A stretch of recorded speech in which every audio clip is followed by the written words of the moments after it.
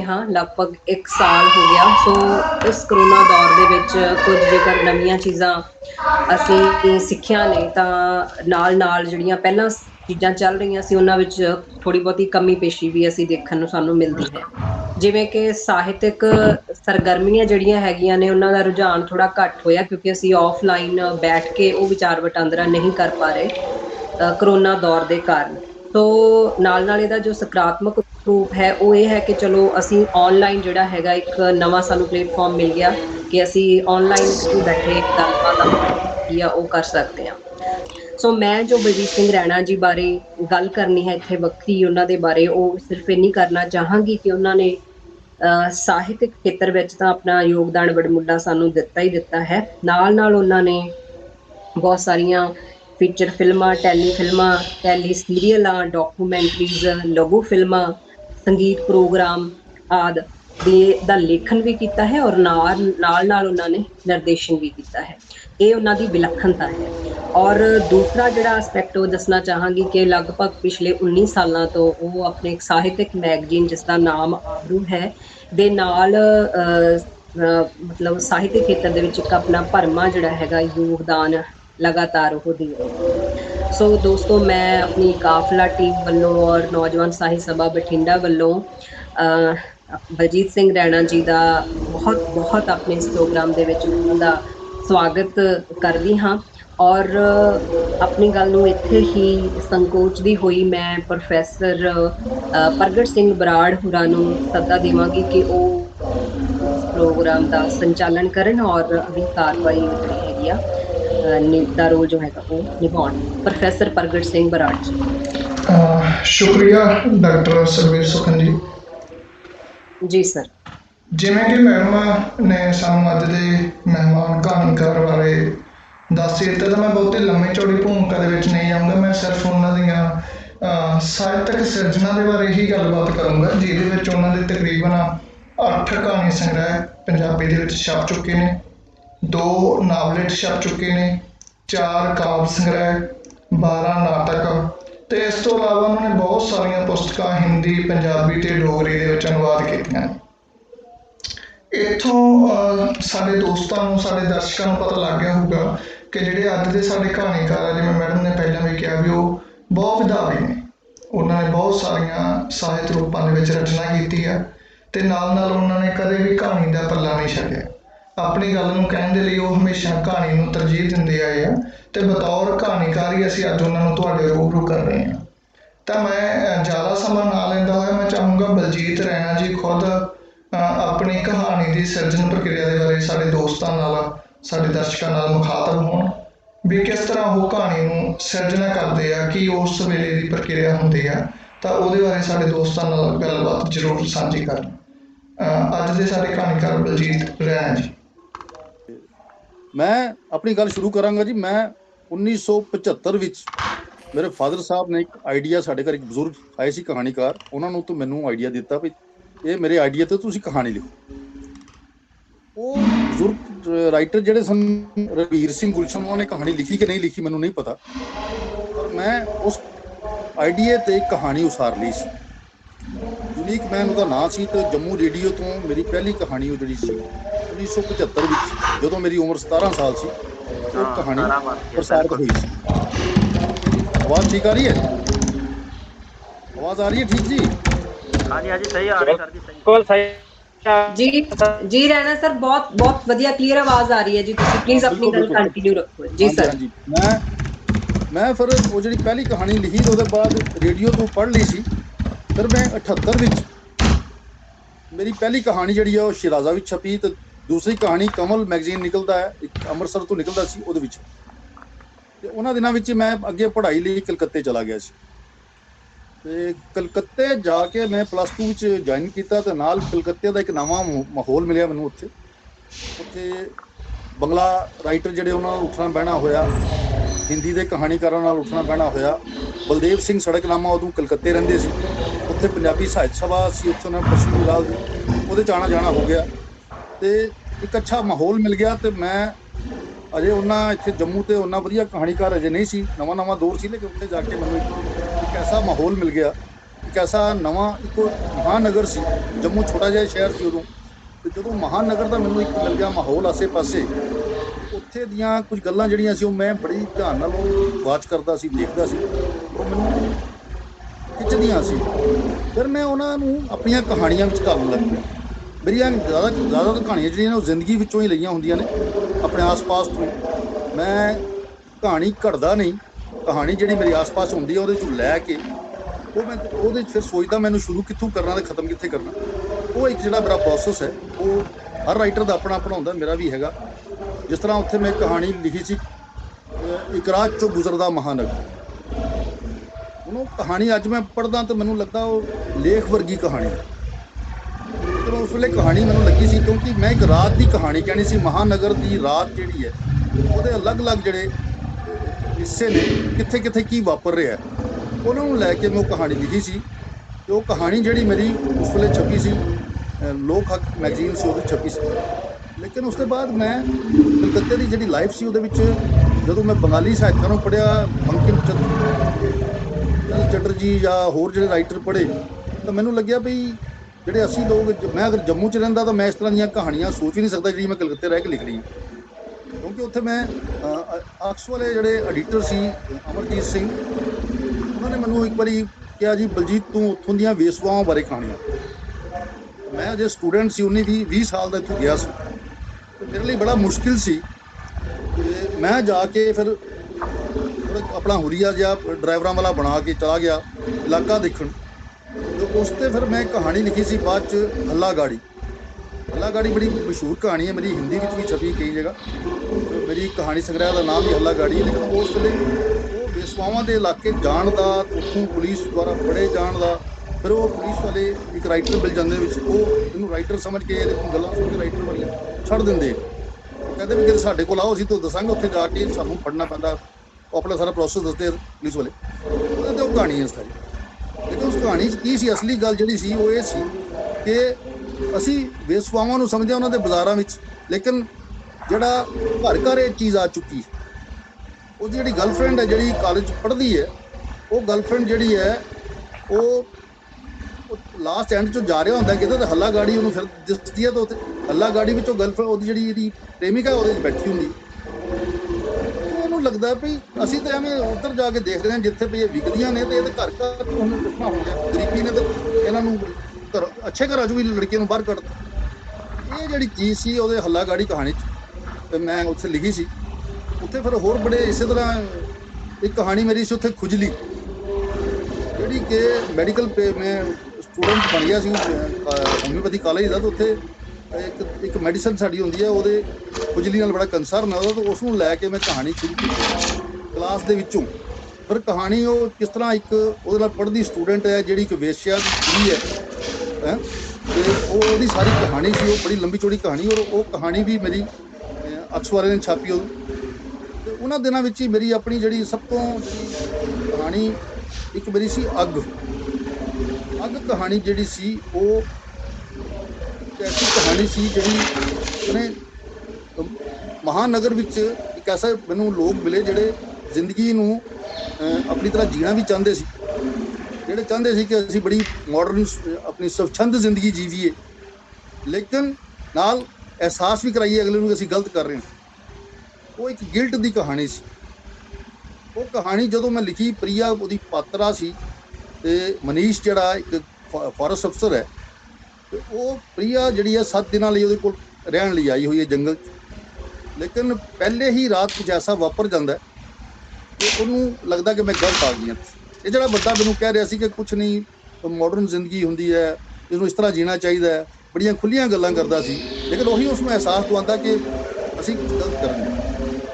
ਉਸ ਅਹਿਸਾਸ ਤੋਂ ਫਿਰ ਉਸਨੂੰ ਇੱਕ ਗਿਲਟ ਜਿਹੜਾ ਉਹਦੇ ਅੰਦਰ ਪੈਦਾ ਹੋ ਗਿਆ। ਉਸ ਦੇ ਨਾਲ ਫਿਰ ਉਹ ਐਨਾਲਾਈਜ਼ ਕਰਦੀ ਹੈ ਲਾਈਫ ਨੂੰ, ਆਪਣੇ ਅਲੱਗ-ਅਲੱਗ ਜਿਹੜੀਆਂ ਉਹ ਸੋਚਦੀ ਹੈ ਵੀ ਜੇ ਇਹ ਇਸ ਤਰ੍ਹਾਂ ਹੀ ਹੁੰਦਾ ਤਾਂ ਫਿਰ ਤਾਂ ਸਾਰੀ ਦੁਨੀਆ ਦੀ ਸਾਰੀਆਂ ਬੇਸਵਾਵਾਂ ਬੜੀਆਂ ਸੁਖੀ ਹੁੰਦੀਆਂ, ਜਾਂ ਇਸ ਤਰ੍ਹਾਂ ਦੀਆਂ ਗੱਲਾਂ ਉਹ ਸੋਚਦੀ ਹੈ ਕਿ ਜਿਹੜਾ ਇਹ ਮਾਡਰਨ ਜਿਹੜੀ ਜ਼ਿੰਦਗੀ ਹੈ, ਇਹ ਤੋਂ ਮੈਂ ਬਚ ਕੇ ਅਲੱਗ ਤਰ੍ਹਾਂ ਦੀ ਜ਼ਿੰਦਗੀ ਜੀਣ ਲੱਗੀ ਸਾਂ, ਰਹਿਣੀ ਸਾਂ ਅੱਛੀ।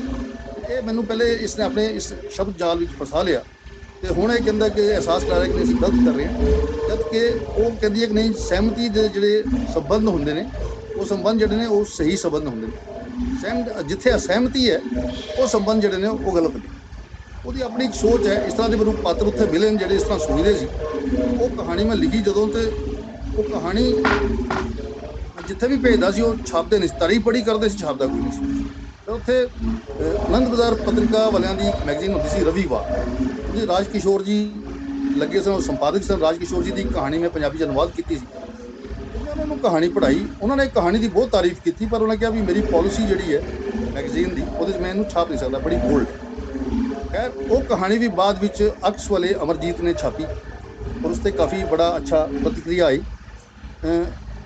ਉਸ ਤੋਂ ਇਲਾਵਾ ਮੈਂ ਜਿਹੜੀਆਂ ਕੁਝ ਕਹਾਣੀਆਂ ਜਿਹੜੀਆਂ ਉੱਥੇ ਕਲਕੱਤੇ 'ਚ ਰਹਿ ਕੇ ਲਿਖੀਆਂ ਉੱਥੇ ਦੀ ਜ਼ਿੰਦਗੀ ਬਾਰੇ, ਉਹਨਾਂ ਵਿੱਚ ਇੱਕ ਕਹਾਣੀ ਜਿਹੜੀ ਹੈ ਉਹ ਮੈਨੂੰ ਯਾਦ ਆਉਂਦਾ ਹੈ ਕਿ ਉਹਦੇ 'ਚ ਕਹਾਣੀ ਸੀ ਸਭ ਮਰੀਜ਼ ਨੇ ਕਹਾਣੀ ਉੱਥੇ ਜਿਹੜੀ ਮੈਨੂੰ ਕਾਲਜ 'ਚ ਪੜ੍ਹਦੇ ਹੋਏ ਸਟੂਡੈਂਟ ਔਰ ਜਿਹੜੀ ਮੈਂ ਘਰ ਵਿੱਚ ਰਹਿੰਦਾ ਸੀ, ਉਹ ਇੱਕ ਮਤਲਬ ਸੀ ਸ਼ੇਪ ਬਿਲਡਿੰਗ ਸੀ, ਡਬਲ ਸਟੋਰੀ, ਔਰ ਉਹਦੇ 'ਚ ਕੋਈ 20-25 ਜਿਹੜੇ ਘਰ ਸੀ ਉਹ ਮਨੇ ਪਰਿਵਾਰ ਸੀ ਰਹਿੰਦੇ ਸੀ, ਅਲੱਗ-ਅਲੱਗ ਬਣੇ, ਕੋਈ ਬੰਗਾਲੀ ਵੀ ਰਹਿ ਰਹੇ ਆ ਉਹਦੇ 'ਚ, ਬਿਹਾਰੀ ਵੀ ਰਹਿ ਰਹੇ ਹੈ, ਯੂਪੀ ਦੇ ਵੀ ਰਹਿ ਰਹੇ ਹੈ, ਪੰਜਾਬੀ ਵੀ ਹੈ, ਔਰ ਚਾਈਨੀਜ਼ ਵੀ ਜਿਹੜੇ ਉਹ ਵੀ ਰਹਿ ਰਹੇ ਉੱਥੇ।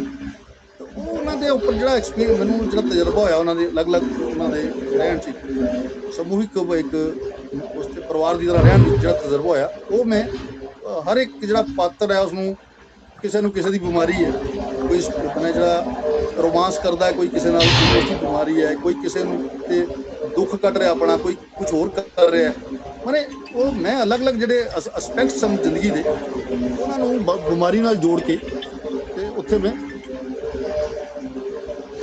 ਉਹ ਲੰਬੀ ਚੌੜੀ ਕਹਾਣੀ ਮੇਰੀ, ਉਹ ਕਾਫੀ ਲੰਬੀ ਕਹਾਣੀ ਸੀ, ਉਹ ਮੈਂ ਉਹਦੇ 'ਚ ਉਹਨੂੰ ਉਸ ਕਹਾਣੀ ਨੂੰ ਡਾਕਟਰ ਮਨਜੀਤ ਸਿੰਘ ਨੇ ਖੰਡਿਤ ਮਾਨਸਿਕਤਾ ਵਾਲੀ ਕਹਾਣੀ ਵੀ ਕਿਹਾ ਸੀ ਉਸ ਵੇਲੇ, ਪਰ ਮੈਨੂੰ ਜੋ ਠੀਕ ਲੱਗਾ ਉਸ ਵੇਲੇ ਮੈਂ ਅਲੱਗ-ਅਲੱਗ ਆਪਣੇ ਆਸ-ਪਾਸ ਦੇ ਪਾਤਰ ਲਏ, ਉਹਨਾਂ ਦੀਆਂ ਕਹਾਣੀਆਂ ਪਰਸਨਲ ਲਈਆਂ, ਉਹਨਾਂ ਨੂੰ ਇੱਕ ਪਰੋ ਕੇ ਉਸਨੂੰ ਪੇਸ਼ ਕਰਤਾ ਔਰ ਦੱਸਿਆ ਕਿ ਸਾਰੇ ਮਰੀਜ਼ ਨੇ, ਤਾਂ ਮੈਨੂੰ ਇਹਨਾਂ ਸਾਰਿਆਂ ਬਾਰੇ ਸੋਚਣ ਦੀ ਵਾਰੀ ਹੈ। ਰਾਈਟਰ ਜਿਹੜਾ ਮੈਂ ਪਾਤਰ ਹੈ ਜਿਹੜਾ ਉਹ ਸਾਰਾ ਕਰ ਰਿਹਾ, ਪੇਸ਼ ਕਰ ਰਿਹਾ।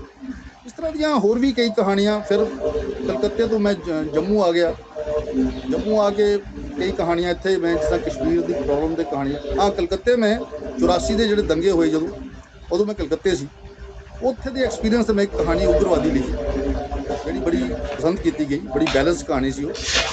ਉਸ ਤੋਂ ਬਾਅਦ ਮੈਂ ਜੰਮੂ ਆਇਆ ਤੇ ਇੱਥੇ ਕਸ਼ਮੀਰ ਦਾ ਮਸਲਾ 87 ਤੋਂ ਬਾਅਦ ਸ਼ੁਰੂ ਹੋ ਗਿਆ, ਤੇ ਕਸ਼ਮੀਰ ਦੇ ਮਸਲੇ ਤੇ ਮੈਂ ਕਹਾਣੀ ਲਿਖੀ ਸੀ ਜੰਗ, ਜਿਹੜੀ ਬਾਅਦ ਵਿੱਚ ਹਿੰਦੀ ਵਿੱਚ 3-4 ਮੈਗਜ਼ੀਨਾਂ ਵਿੱਚ ਅਨੁਵਾਦ ਹੋ ਕੇ ਛਪੀ, ਯੁੱਧ ਨਾਂ ਦੇ ਨਾਲ। ਕਸ਼ਮੀਰ ਵਿੱਚੋਂ ਜਿਹੜੇ ਕਸ਼ਮੀਰੀ ਪੰਡਤ ਪਹਿਲੀ ਵਾਰੀ ਉੱਥੋਂ ਨਿਕਲੇ ਸਨ ਹਿਜਰਤ ਕਰਕੇ, ਉਹ ਜੰਮੂ ਆਏ, ਉਹਨਾਂ ਨਾਲ ਜੰਮੂ ਵਿੱਚ ਕਿਸ ਤਰ੍ਹਾਂ ਵਿਵਹਾਰ ਹੋਇਆ, ਉੱਥੇ ਜਿਹੜਾ ਕੀ ਮਾਹੌਲ ਸੀ ਉਹ ਨਿਕਲੇ ਉਹ ਮਨੇ ਉੱਥੇ ਜਿਹੜਾ ਉਸ ਵੇਲੇ ਦਾ ਮਾਹੌਲ ਸੀ। ਪਹਿਲੀ ਕਹਾਣੀ ਸੀ ਮੇਰੇ ਖਿਆਲ 'ਚ ਜੰਮੂ ਦੇ ਇਸ ਰਾਈਟਰ ਦੀ ਜਿਹਨੇ ਕਸ਼ਮੀਰ ਦੀ ਉਸ ਕਸ਼ਮੀਰੀ ਪੰਡਤਾਂ ਦੇ ਹਿਜਰਤ ਦੇ ਉੱਪਰ ਇੱਕ ਕਹਾਣੀ ਲਿਖੀ ਸੀ। ਉਹ ਕਹਾਣੀ ਮੇਰੀ ਬਾਅਦ 'ਚ ਜਿਹੜੇ ਅਗਨੀ ਸ਼ੇਖਰ ਨੇ ਪਨੂਨ ਕਸ਼ਮੀਰ ਵਾਲੇ ਜਿਹੜੇ ਬੜੇ ਅੱਛੇ ਹਿੰਦੀ ਦੇ ਕਵੀ ਵੀ ਨੇ, ਉਹਨਾਂ ਨੇ ਮੇਰੇ ਘਰ ਆ ਕੇ ਸੁਣੀ ਤੇ ਉਹਨਾਂ ਨੇ ਫਿਰ ਉਹਦਾ ਅਨੁਵਾਦ ਕਰਵਾਇਆ। ਉਹਨਾਂ 2-3 ਮੈਗਜ਼ੀਨਾਂ ਨੇ ਉਹਨੇ ਛਾਪੀ ਤੇ ਹੰਸ ਵਿੱਚ ਵੀ ਛਪੀ ਉਹ ਕਹਾਣੀ।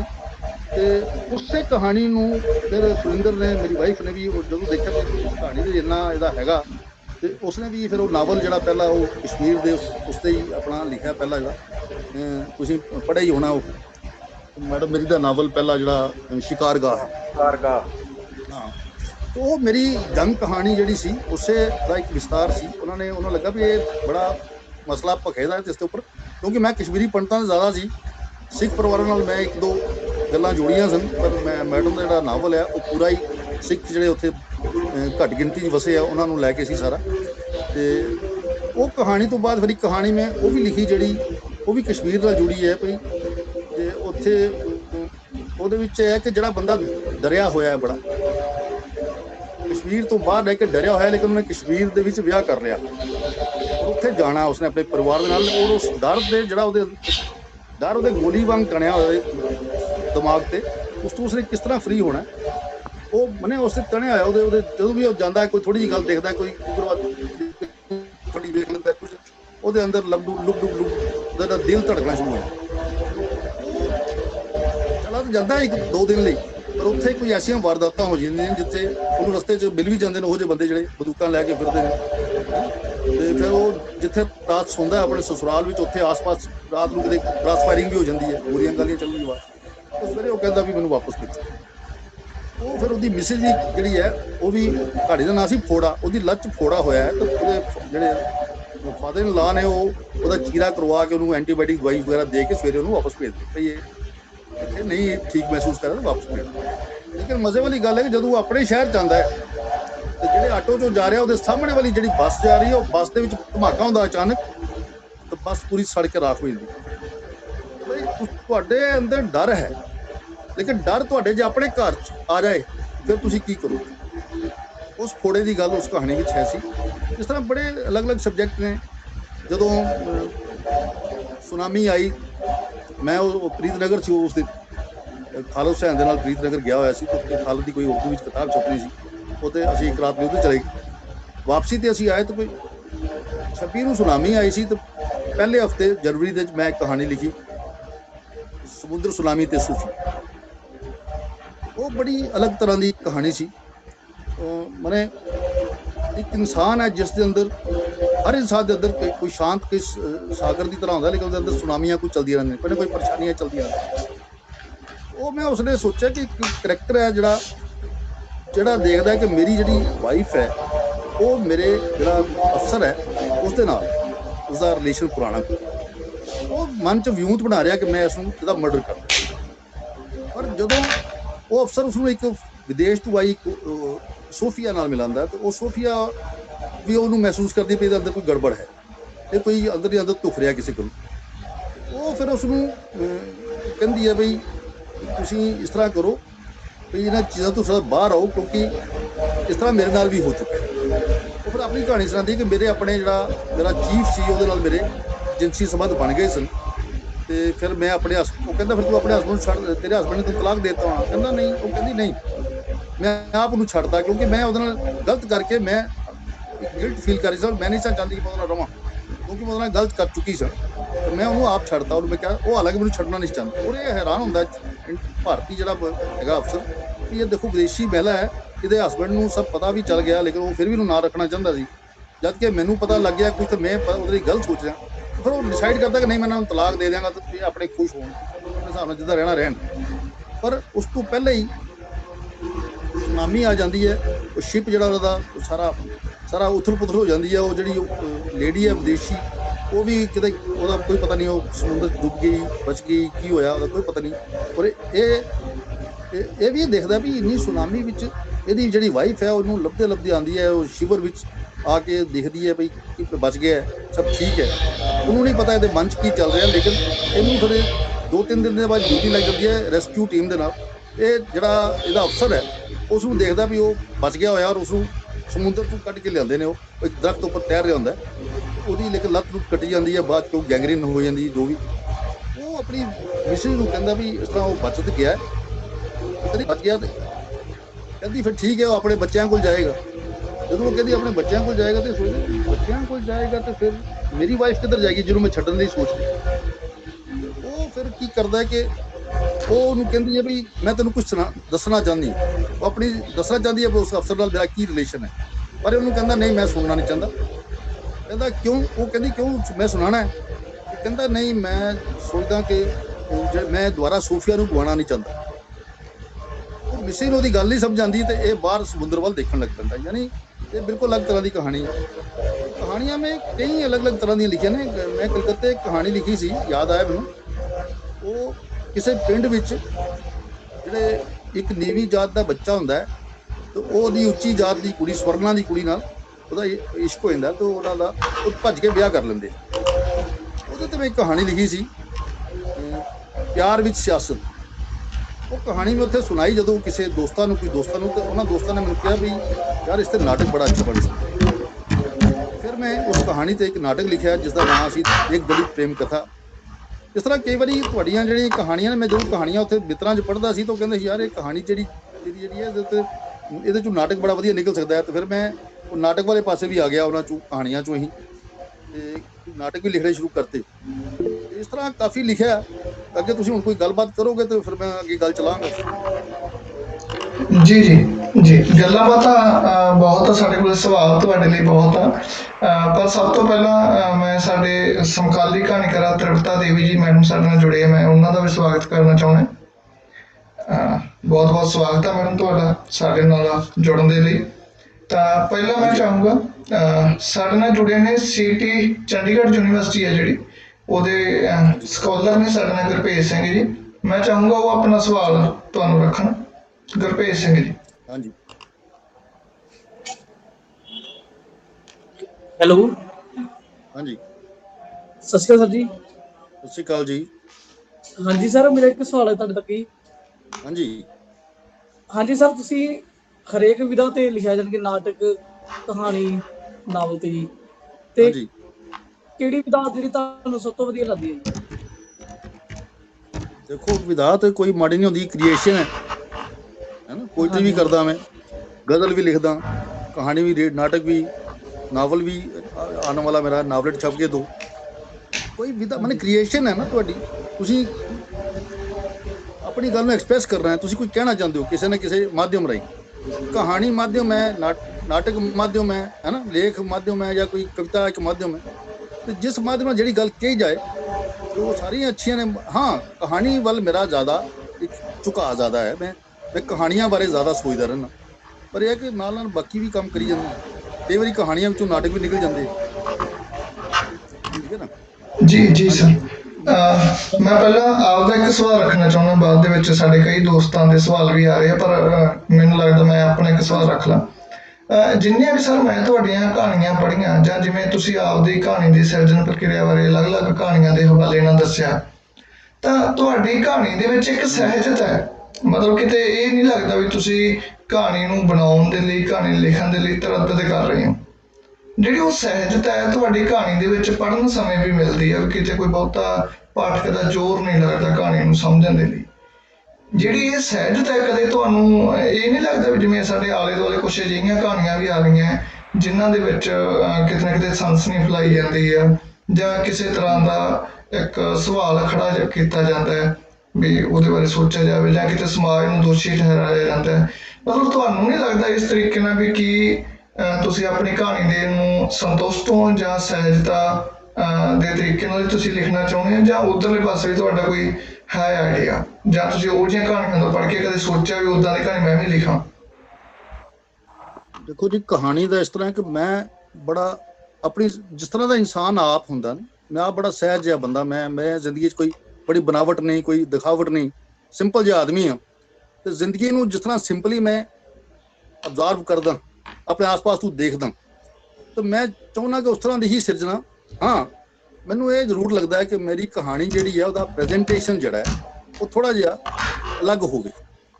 ਤੁਸੀਂ ਦੇਖੋਗੇ ਮੇਰੀਆਂ ਕਿੰਨੀਆਂ ਕਹਾਣੀਆਂ ਜਿਹੜੀਆਂ ਨੇ, ਉਹਨਾਂ ਦੇ ਵਿੱਚ ਇੱਕ ਕਹਾਣੀ ਨੂੰ ਦੂਜੀ ਨਾਲ ਤੁਸੀਂ ਜੋੜ ਨਹੀਂ ਸਕਦੇ, ਉਹਦੀ ਰਚਨਾ ਪ੍ਰਕਿਰਿਆ ਨੂੰ ਜੋੜ ਨਹੀਂ ਸਕਦੇ, ਕਿਉਂਕਿ ਮੈਂ ਹਰ ਕਹਾਣੀ ਵਿੱਚ ਸੋਚਦਾ ਕਿ ਇਹਨੂੰ ਮੈਂ ਕਿਸੇ ਨਵੇਂ ਅੰਦਾਜ਼ 'ਚ ਗੱਲ ਕਰਾਂ, ਇਸ ਨੂੰ ਪ੍ਰੈਜ਼ੈਂਟ ਜਿਹੜਾ ਇਸ ਤਰ੍ਹਾਂ ਕਰਾਂ ਕਿ ਮੈਨੂੰ ਇਸ ਤਰ੍ਹਾਂ ਲੱਗਦਾ ਕਿ ਮੈਂ ਉਸ ਤਰ੍ਹਾਂ ਪੜ੍ਹਿਆ ਨਾ ਹੋਵੇ ਕਿਤੇ ਪਹਿਲੇ। ਜਿਸ ਤਰ੍ਹਾਂ ਮੈਂ ਬਹੁਤ ਸਾਰੀਆਂ ਕਹਾਣੀਆਂ ਮੇਰੀਆਂ ਤੁਸੀਂ ਦੇਖੋਗੇ, ਮੇਰੀ ਕਹਾਣੀ ਇੱਕ ਵੇ ਮੈਂ ਆਪਣਾ ਉਹ ਕਹਾਣੀ ਵੇ ਮੈਂ ਆਪਣਾ ਸੱਚ ਹੰਡਾਉਣਾ।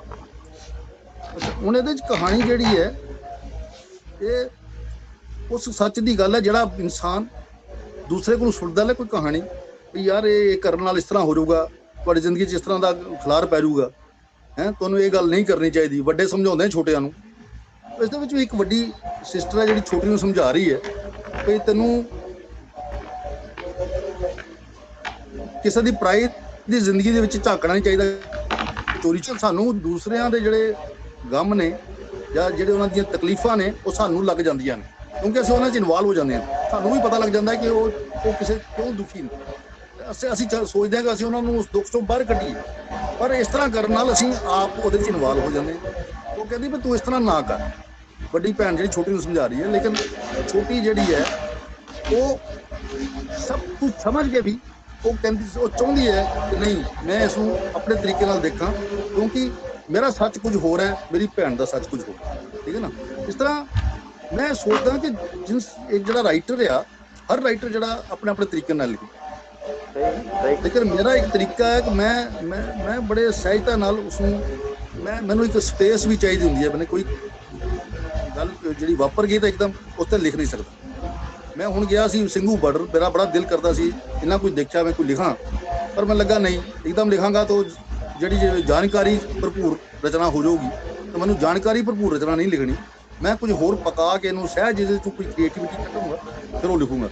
ਤਾਂ ਮੈਨੂੰ ਉਹ ਥੋੜ੍ਹਾ ਜਿਹਾ ਇੱਕ ਸਪੇਸ ਜਿਹੜਾ ਉਹ ਚਾਹੀਦਾ ਹੁੰਦਾ ਐਜ਼ ਰਾਈਟਰ। ਮੈਂ ਇੱਕਦਮ ਜਿਹੜੀ ਕੋਈ ਘਟਨਾ ਵਾਪਰੀ ਉਸ 'ਤੇ ਮੈਂ ਇੱਕਦਮ ਨਹੀਂ ਲਿਖ ਸਕਦਾ, ਮੈਨੂੰ ਥੋੜ੍ਹਾ ਵਕਤ ਚਾਹੀਦਾ। ਜੀ ਮਤਲਬ ਤੁਸੀਂ ਕਹਾਣੀ ਲਿਖਣ ਵੇਲੇ ਵੀ ਜਿਹੜਾ ਸਪੇਸ ਆ ਬੜੀ ਸਹਿਜਤਾ ਨਾਲ ਬੜਾ ਸਮਾਂ ਕੱਢ ਕੇ ਹਨਾ ਵੀ ਜਲਦਬਾਜ਼ੀ 'ਚ ਕਹਾਣੀ ਨਹੀਂ ਲਿਖੀ ਹੁੰਦੀ। ਚਲੋ ਸਾਡਾ ਅਗਲਾ ਸਵਾਲ ਅਸੀਂ ਲੈਣੇ ਆ ਸਾਡੇ ਡਾਕਟਰ ਸੁਖਬੀਰ ਸੁਖਨ ਜੀ ਦਾ ਇੱਕ ਸਵਾਲ ਆ, ਮੈਂ ਚਾਹਾਂਗਾ ਉਹ ਤੁਹਾਨੂੰ ਆਪਣਾ ਸਵਾਲ ਰੱਖਣਾ। ਡਾਕਟਰ ਸੁਖਬੀਰ ਸੁਖਨ ਜੀ। ਸ਼ੁਕਰੀਆ ਪ੍ਰੋਫੈਸਰ ਪ੍ਰਗਟ ਜੀ। ਮੈਂ ਸਵਾਲ ਤੋਂ ਪਹਿਲਾਂ ਆਪਣੀ ਥੋੜੀ ਜਿਹੀ ਗੱਲ ਕਰਨੀ ਚਾਹਾਂਗੀ। ਜਿਵੇਂ ਕਿ ਸਰ ਨੇ ਸਾਨੂੰ ਦੱਸਿਆ ਹੈਗਾ ਆ ਕਿ ਉਹਨਾਂ ਨੇ ਵੱਖ-ਵੱਖ ਵਿਸ਼ਿਆਂ ਦੇ ਉੱਪਰ ਕਹਾਣੀਆਂ ਲਿਖੀਆਂ, ਤੁਸੀਂ ਉਹਨਾਂ ਨੂੰ ਕੋਰਿਲੇਟ ਨਹੀਂ ਕਰ ਸਕਦੇ, ਬਿਲਕੁਲ ਅੱਡਰੇ ਵਿਸ਼ੇ ਨੇ, ਨਵੇਂ ਵਿਸ਼ੇ ਨੇ। ਜਿਵੇਂ ਕਿ ਇਹਨਾਂ ਨੇ ਸਰ ਨੇ ਗੱਲ ਕਰਦੇ ਸਾਨੂੰ ਦੱਸਿਆ ਵੀ ਸੀ ਕਿ ਇਹਨਾਂ ਨੇ ਵੇਸਵਾਵਾਂ ਦੇ ਉੱਪਰ ਵੀ ਲਿਖੇ ਨੇ, ਉਹਨਾਂ ਦੇ ਵਿੱਚ ਜਾ ਕੇ ਉਹਨਾਂ ਪਾਤਰਾਂ ਜਿਨ੍ਹਾਂ ਬਾਰੇ ਕਹਾਣੀਆਂ ਲਿਖੀਆਂ ਨੇ, ਚਾਹੇ ਉਹ ਕੋਈ ਦਲਿਤ ਵਰਗ ਦਾ ਪਾਤਰ ਆ, ਚਾਹੇ ਉਹ ਕੋਈ ਸਾਡੇ ਵੇਸਵਾ ਪਾਤਰ ਨੇ, ਚਾਹੇ ਉਹ ਸਮਾਜ ਦੇ ਵਿੱਚੋਂ ਕੁਝ ਛੇਕੇ ਗਏ ਕਹਿ ਲਓ ਜਾਂ ਕੁਝ ਹਾਸ਼ੀਏ ਤੋਂ ਬਾਹਰ ਧਕੇਲੇ ਗਏ ਪਾਤਰ ਨੇ, ਉਹਨਾਂ ਦੇ ਬਾਰੇ ਕਹਾਣੀਆਂ ਜਿਹੜੀਆਂ ਲਿਖੀਆਂ ਨੇ। ਔਰ ਉਹਨਾਂ ਨੂੰ ਲਿਖਣ ਤੋਂ ਪਹਿਲਾਂ ਉਹਨਾਂ ਨੇ ਅਨੁਭਵ ਵੀ ਕੀਤਾ, ਉਹਨਾਂ ਚੀਜ਼ਾਂ ਨੂੰ ਸਾਂਭਿਆ।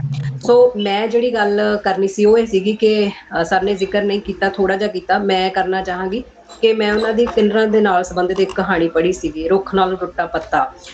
ਸਰ ਮੈਂ ਤੁਹਾਨੂੰ ਪਹਿਲਾਂ ਤਾਂ ਬਹੁਤ ਵਧਾਈ ਦੇਣਾ ਚਾਹਾਂਗੀ ਜੀ, ਮੈਨੂੰ ਬਹੁਤ ਅੱਛੀ ਲੱਗੀ ਇਹ ਕਹਾਣੀ, ਕਿਉਂਕਿ ਸਾਡਾ ਜਿਹੜਾ ਕਿੰਨਰ ਪਾਤਰ ਹੈ ਨਾ ਉਹ ਵੀ ਹੁਣ ਤੱਕ ਸਾਹਿਤਕ ਲਿਖਤ ਦੇ ਵਿੱਚ ਕਿਤੇ ਨਾ ਕਿਤੇ ਅਣਗੌਲਿਆ ਰਿਹਾ ਹੈ, ਗਵਾਚਿਆ ਰਿਹਾ ਹੈ। ਅਸੀਂ ਉਸਦੇ ਜੀਵਨ ਪਰਤਾਂ ਨੂੰ ਕਦੇ ਫਰੋਲਣ ਦੀ ਕੋਸ਼ਿਸ਼ ਨਹੀਂ ਕੀਤੀ, ਅਸੀਂ ਸਮਾਜ ਦੇ ਜਾਵੀਏ ਤੋਂ ਹੀ ਉਹਨਾਂ ਨੂੰ ਦੇਖਦੇ ਹਾਂ। ਤੋਂ ਜ਼ਿਆਦਾ ਸਾਡੇ ਤੋਂ ਦੂਰ ਨੇ, ਅਸੀਂ ਉਹਨਾਂ ਨੂੰ ਨਫ਼ਰਤ ਵੀ ਕਰਦੇ ਹਾਂ, ਮਜ਼ਾਕ ਵੀ ਉਡਾਉਂਦੇ ਹਾਂ, ਹਾਸੋਹੀਣੀਆਂ ਗੱਲਾਂ ਸੰਵਾਦ ਵੀ ਉਹਨਾਂ ਲਈ ਵਰਤਦੇ ਹਾਂ। ਤਾਂ ਸਰ ਇਹ ਜਿਹੜੀ ਮੈਂ ਕਹਾਣੀ ਪੜ੍ਹੀ ਹੈ ਮੈਨੂੰ ਬੜੀ ਅੱਛੀ ਕਮਾਲ ਦੀ ਕਹਾਣੀ ਲੱਗੀ ਹੈ।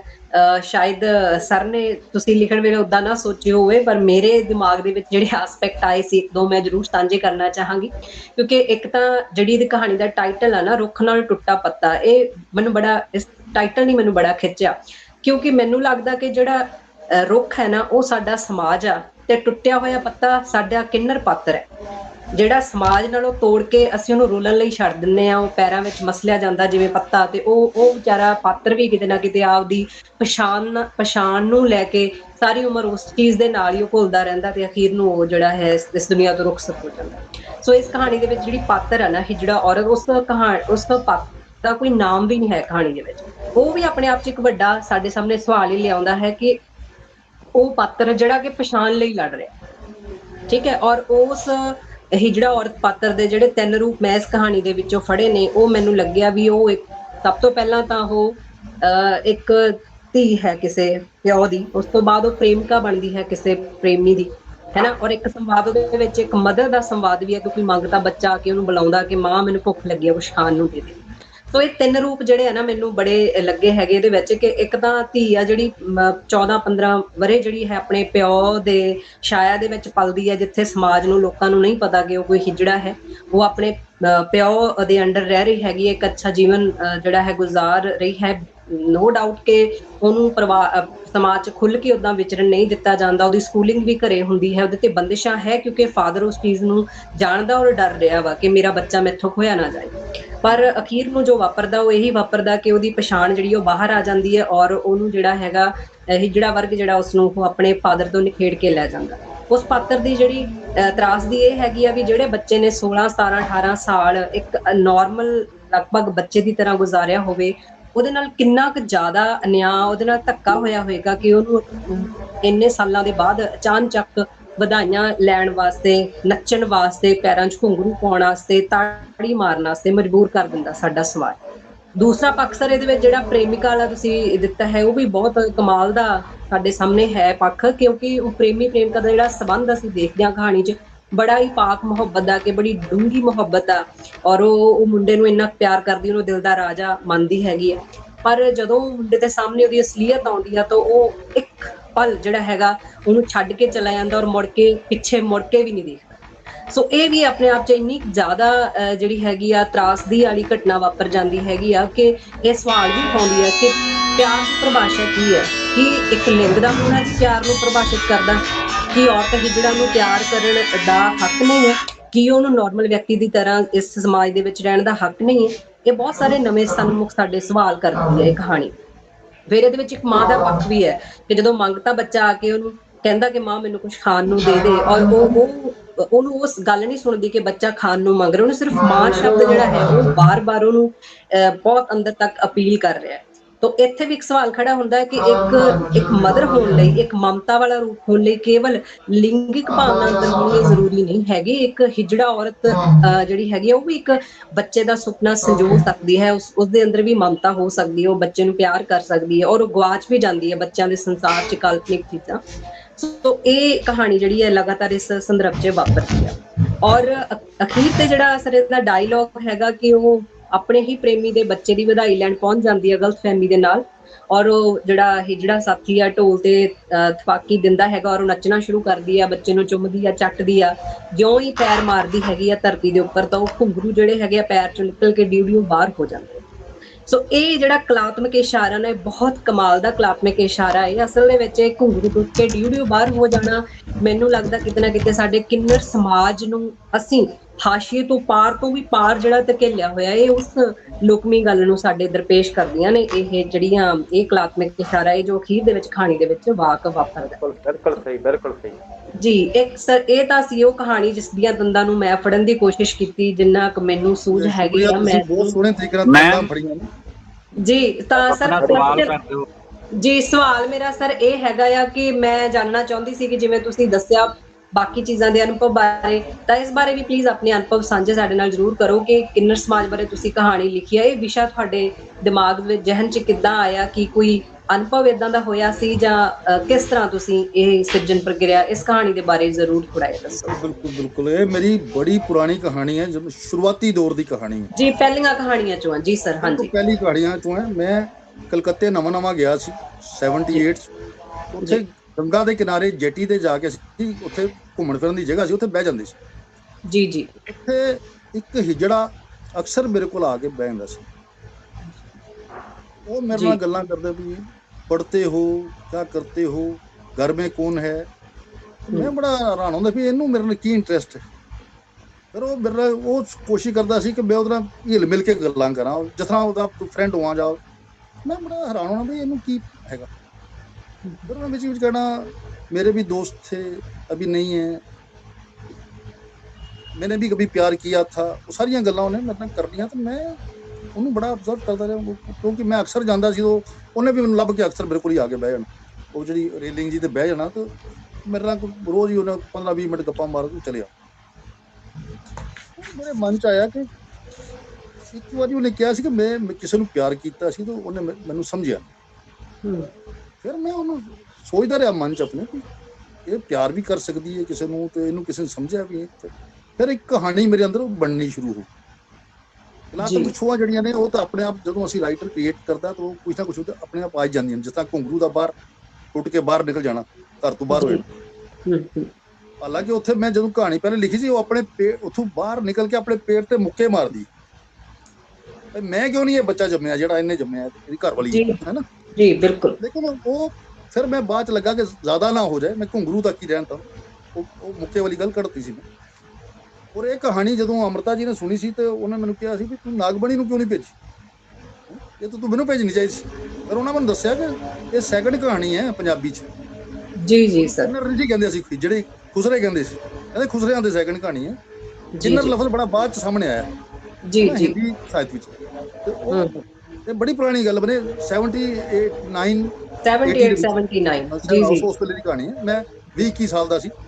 ਤੇ ਫਿਰ ਉਹਨਾਂ ਨੇ ਮੈਨੂੰ ਕਿਹਾ ਵੀ ਕਰਤਾਰ ਸਿੰਘ ਦੁੱਗਲ ਨੇ ਇੱਕ ਕਹਾਣੀ ਲਿਖੀ ਹੈ ਤੇ ਇੱਕ ਤੇਰੀ ਕਹਾਣੀ ਹੈ ਕਾਕਾ, ਤੇ ਤੂੰ ਬਹੁਤ ਵਧੀਆ ਕਹਾਣੀ ਲਿਖੀ ਹੈ। ਫਿਰ ਮੈਨੂੰ ਜਿਹੜੇ ਉਰਦੂ ਦੇ ਸ਼ਾਇਰ ਨੇ ਬਹੁਤ ਵੱਡੇ ਸਰਦਾਰ ਪੰਛੀ ਜੀ, ਉਹ ਕਿਤੇ ਉਹ ਵੀ ਫਿਲਮ ਬਣਾ ਸੀਰੀਅਲ ਸੂਲ ਬਣਾਉਣ ਦੇ ਇਹਨਾਂ ਚੱਕਰਾਂ 'ਚ ਪਏ ਸੀਗੇ। ਉਹ ਕਹਿੰਦੇ ਮੈਂ ਤੇਰੀ ਕਹਾਣੀ ਚੁਣੀ ਹੈ ਸਪੈਸ਼ਲੀ, ਮੈਨੂੰ ਇੰਨੀ ਵਧੀਆ ਲੱਗੀ ਹੈ ਬੜੇ ਲੋਕਾਂ ਨੂੰ ਪਸੰਦ ਆਈ ਕਹਾਣੀ। ਲੇਕਿਨ ਇਹ ਹੈ ਕਿ ਉਹ ਇੱਕ ਮੈਨੂੰ ਅਗਰ ਉਹ ਕਿੰਨਰ ਜਿਹੜੇ ਉਹ ਖੁਸਰਾ ਨਾਮ ਮਿਲਦਾ ਉੱਥੇ ਜੀਟੀ ਦੇ ਕਿਨਾਰੇ ਬੈਠ ਕੇ ਗੰਗਾ ਦੇ ਕਿਨਾਰੇ, ਉਹ ਮੈਨੂੰ ਅਕਸਰ ਜਿਹੜਾ ਨਾਮ ਮਿਲਦਾ ਤਾਂ ਮੈਂ ਉਹ ਜਿਹੜਾ ਐਕਸਪੀਰੀਅੰਸ ਉਹਦਾ ਮੇਰੇ ਕੋਲ ਨਹੀਂ ਸੀ ਆਉਣਾ, ਤਾਂ ਨਾਮ ਇਹੋ ਜਿਹੀ ਕਹਾਣੀ ਲਿਖ ਸਕਦੀ ਜੀ।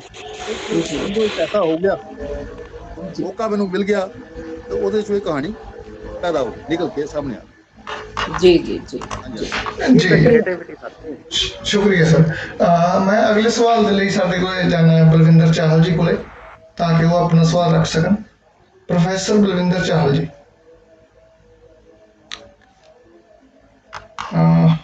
ਪ੍ਰੋਫੈਸਰ ਬਲਵਿੰਦਰ ਚਾਹਲ ਜੀ, ਕੀ ਤੁਸੀਂ ਸੁਣ ਪਾ ਰਹੇ ਹੋ? ਚਲੋ, ਮੇਰੇ ਖਿਆਲ 'ਚ ਟੈਕਨੀਕਲ ਐਰਰ ਕਰਕੇ ਸਾਡੇ ਨਾਲ ਜਾਂ ਸਾਡੀ ਆਵਾਜ਼ ਨਹੀਂ ਆ ਰਹੀ, ਤਾਂ ਉਹਨਾਂ 'ਚ ਮੈਂ ਆਪਣਾ ਸਵਾਲ ਰੱਖਣਾ ਚਾਹੂੰਗਾ। ਜਿਵੇਂ ਤੁਸੀਂ ਪਹਿਲਾਂ ਸਿਰਜਣ ਪ੍ਰਕਿਰਿਆ ਦੇ ਵੇਲੇ ਵੀ ਗੱਲ ਕੀਤੀ ਸੀ ਵੀ ਤੁਸੀਂ ਇੱਕ ਕਹਾਣੀ ਲਿਖੀ ਹੱਲਾ ਗਾੜੀ, ਜਿਹੜੀ ਵੇਸਬਾਵਾਂ ਦੇ ਉੱਪਰ ਸੀ, ਬੜੀ ਸ਼ੁਰੂਆਤ ਦੇ ਦੌਰ ਦੇ ਵਿੱਚ ਲਿਖੀ ਆ। ਤਾਂ ਪਹਿਲਾ ਸਵਾਲ ਤਾਂ ਮੈਂ ਇਹ ਪੁੱਛਣਾ ਚਾਹੁੰਦਾ ਵੀ ਜਦੋਂ ਤੁਸੀਂ ਵੇਸਬਾਵਾਂ ਦੇ ਲਿਖਦੇ ਆ, ਜਾਂ ਉਦੋਂ ਪਹਿਲਾਂ ਇੱਕ ਬਲਦੇਵ ਸ਼ੜਕਨਾਮਾ ਜੀ ਨੇ ਲਿਖਿਆ ਲਾਲ ਬੱਤੀ, ਉਹਨਾਂ ਦਾ ਨਾਮ ਵੀ ਬਣ ਗਿਆ ਨਾ ਬਲਦੇਵ ਲਾਲ ਬੱਤੀ, ਉਹਨਾਂ ਨੂੰ ਕਿਹਾ ਜਾਣ ਲੱਗ ਪਿਆ, ਇੰਨਾ ਫੇਮਸ ਹੋ ਗਏ। ਤਾਂ ਤੁਹਾਨੂੰ ਉਹ ਪ੍ਰੇਰਨਾ ਕਿੱਥੋਂ ਮਿਲੀ? ਕਿ ਉਦੋਂ ਪਹਿਲਾਂ ਕੋਈ ਤੁਸੀਂ ਉੱਦਾਂ ਦਾ ਹਿੰਟ ਸੀ ਤੁਹਾਡੇ ਕੋਲੇ, ਜਾਂ ਜਿਵੇਂ ਕਹਾਣੀ ਦੇ ਵਿੱਚ ਹੈ ਵੀ ਕੋਈ ਨਿਬੰਧ ਲਿਖਣ ਦੇ ਲਈ ਪ੍ਰੇਰਦਾ ਵੀ ਉੱਦਾਂ ਦਾ ਨਿਬੰਧ ਲਿਖਿਆ ਜਾਵੇ, ਉਹ ਤੁਹਾਡੇ ਕੋਲੇ ਪ੍ਰੇਰਨਾ ਕਿੱਥੋਂ ਆਈ? ਉੱਦਾਂ ਦਾ ਤੁਹਾਡੀ ਜਿਗਿਆਸਾ ਕਿਵੇਂ ਪੈਦਾ ਹੋਈ ਉਹਨਾਂ ਦੇ ਬਾਰੇ ਲਿਖਣ ਦੀ? ਉਹ ਗੱਲਬਾਤ ਸਾਡੇ ਨਾਲ ਸਾਂਝੀ ਕਰੋ। ਬਲਦੇਵ ਹੋਰਾਂ ਨੇ ਜਿਹੜਾ ਲਾਲ ਬੱਤੀ ਲਿਖਿਆ ਨਾ, ਉਹ ਪੰਜਾਬ ਆ ਕੇ ਲਿਖਿਆ, ਉੱਥੇ ਨਹੀਂ ਲਿਖਿਆ ਉਹਨਾਂ ਨੇ। ਉੱਥੇ ਕਹਾਣੀਆਂ ਲਿਖਦੇ ਸੀ, ਨਾਵਲ ਉਹਨਾਂ ਜਿਹਨੇ ਉੱਥੇ ਇੱਕ ਨਾਵਲ ਲਿਖਿਆ ਸੀ ਉਹਨਾਂ ਨੇ, ਦੂਸਰਾ ਹੀਰੋਸ਼ੀਮਾ। ਉਸ ਤੋਂ ਇਲਾਵਾ ਬਾਕੀ ਨਾਵਲ ਇੱਧਰ ਆ ਕੇ ਲਿਖੇ ਉਹਨਾਂ ਸਾਰੇ, ਠੀਕ ਹੈ ਨਾ। ਤੇ ਜਿਹੜੀਆਂ ਉੱਥੇ ਕਹਾਣੀਆਂ ਸੀ ਉਹਨਾਂ ਦੀਆਂ, ਬੜੀ ਪਿਆਰੀ ਕਹਾਣੀ ਸੀ ਬਲਦੇਵ ਹੋਰਾਂ ਦੀ, ਕਿਉ ਆਸਬੇ ਨਾ, ਕਿਉ ਆਸਬੇ ਕੋਈ ਨਹੀਂ ਆਏਗਾ, ਬੰਗਾਲੀ ਨਾਂ ਸੀ ਉਹਦਾ। ਉਹ ਜਿਹੜੇ ਢਾਬਿਆਂ ਤੇ ਗਰੀਬ ਔਰਤਾਂ ਜਿਹੜੀਆਂ ਢਾਬਿਆਂ ਤੇ ਸਪਲਾਈ ਹੁੰਦੀਆਂ, ਉਹਨਾਂ ਦੇ ਉੱਪਰ ਸੀ ਭਈ ਉਹ ਕੋਈ ਗੱਡੀ ਵਾਲਾ ਨਹੀਂ ਆਉਂਦਾ ਤੇ ਉਹ ਭੁੱਖਾ ਹੀ ਉਹਨੂੰ ਜਾਣਾ ਪੈਂਦਾ। ਉਹਦੀ ਮਾਂ ਉਹਨੂੰ ਕਹਿੰਦੀ ਵੀ ਅੱਜ ਕੋਈ ਨਹੀਂ ਆਏਗਾ ਤੈਨੂੰ ਖਰੀਦਣ ਵਾਸਤੇ। ਉਹ ਕਹਾਣੀ ਬੜੀ ਵਧੀਆ ਬਲਦੇਵ ਹੋਰਾਂ ਦੀ, ਤੁਸੀਂ ਦੇਖੋ। ਬਲਦੇਵ ਹੋਰਾਂ ਨੇ ਹੋਰ ਬੜੀਆਂ ਖੂਬਸੂਰਤ ਕਹਾਣੀਆਂ ਉਹਨਾਂ ਦੀਆਂ ਹੈਗੀਆਂ ਸੀ। ਉਸ ਵੇਲੇ ਇੱਕ ਬੱਚੇ ਦੇ ਬਲੂ ਫਿਲਮ ਉੱਪਰ ਕਹਾਣੀ ਸੀ, ਬੱਚਾ ਜਿਹੜਾ ਉਹ ਬਲੂ ਫਿਲਮ ਚਲਾਉਂਦਾ ਲੋਕਾਂ ਦੇ ਘਰਾਂ ਜਾ ਕੇ, ਉਹਦੇ ਉੱਪਰ ਕੀ ਅਸਰ ਪੈਂਦਾ ਉਸਦਾ। ਬਲਦੇਵ ਦੀ ਕਹਾਣੀਆਂ ਕੁਝ ਹੋਰ ਤਰ੍ਹਾਂ ਸੀ, ਲੇਕਿਨ ਮੈਨੂੰ ਜਿਹੜਾ ਅਕਸ਼ ਵਾਲੇ ਅਵਰਜੀਤ ਸੀ, ਉਹਨਾਂ ਨੇ ਚਿੱਠੀ ਪਾਈ ਸੀ ਕਿ ਭਈ ਤੂੰ ਵੇਸਵਾਵਾਂ ਤੇ ਕੋਈ ਲੇਖ ਮੈਨੂੰ ਭੇਜ, ਉਹਨਾਂ ਦੀਆਂ ਫੋਟੋਆਂ ਵੀ ਖਿੱਚ ਕੇ ਅਗਰ ਭੇਜ ਸਕਿਆ ਤਾਂ ਅੱਛਾ ਹੋਏਗਾ। ਮੈਂ ਉਸੇ ਚੱਕਰ ਵਿੱਚ ਉੱਥੇ ਗਿਆ ਸੀ, ਔਰ ਮੈਂ ਕਹਾਣੀ ਵਿੱਚ ਵੀ ਉੱਥੇ ਉਸੇ ਰਾਈਟਰ ਬਣ ਕੇ ਗਿਆ ਮੈਂ, ਠੀਕ ਹੈ ਨਾ। ਤੇ ਉਹ ਫਿਰ ਜੋ ਉੱਥੇ ਅਨੁਭਵ ਮੈਨੂੰ ਹੋਇਆ ਜਾ ਕੇ, ਔਰ ਇੱਕ ਸਾਦੀ ਵਰਦੀ ਵਾਲੇ ਪੁਲਿਸ ਵਾਲੇ ਨੇ ਆ ਕੇ ਉਹਨੂੰ ਫੜ ਵੀ ਲਿਆ, ਇੱਥੇ ਕੀ ਘੁੰਮ ਰਿਹਾ।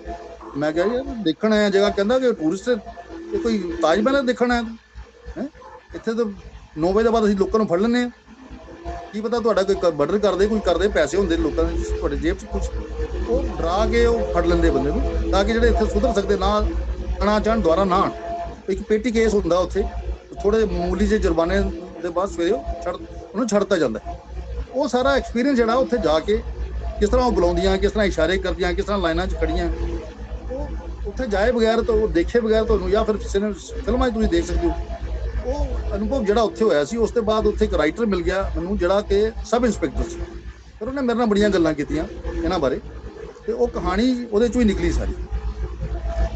ਮੇਰੇ ਖਿਆਲ 'ਚ ਉਹਦੇ ਬਲਦੇਵ ਦਾ ਜਿਹੜਾ ਅਨੁਭਵ ਸੀ ਉਹ ਆਪਣੀ ਤਰ੍ਹਾਂ ਦਾ ਸੀ, ਮੇਰਾ ਆਪਣਾ ਤਰ੍ਹਾਂ ਸੀ, ਲੇਕਿਨ ਬਲਦੇਵ ਨੇ ਜਿਹੜਾ ਲਾਲ ਬੱਤੀ ਹੈ ਉਹ ਕੋਈ 8-10 ਸਾਲ ਬਾਅਦ ਲਿਖਿਆ ਆ ਕੇ।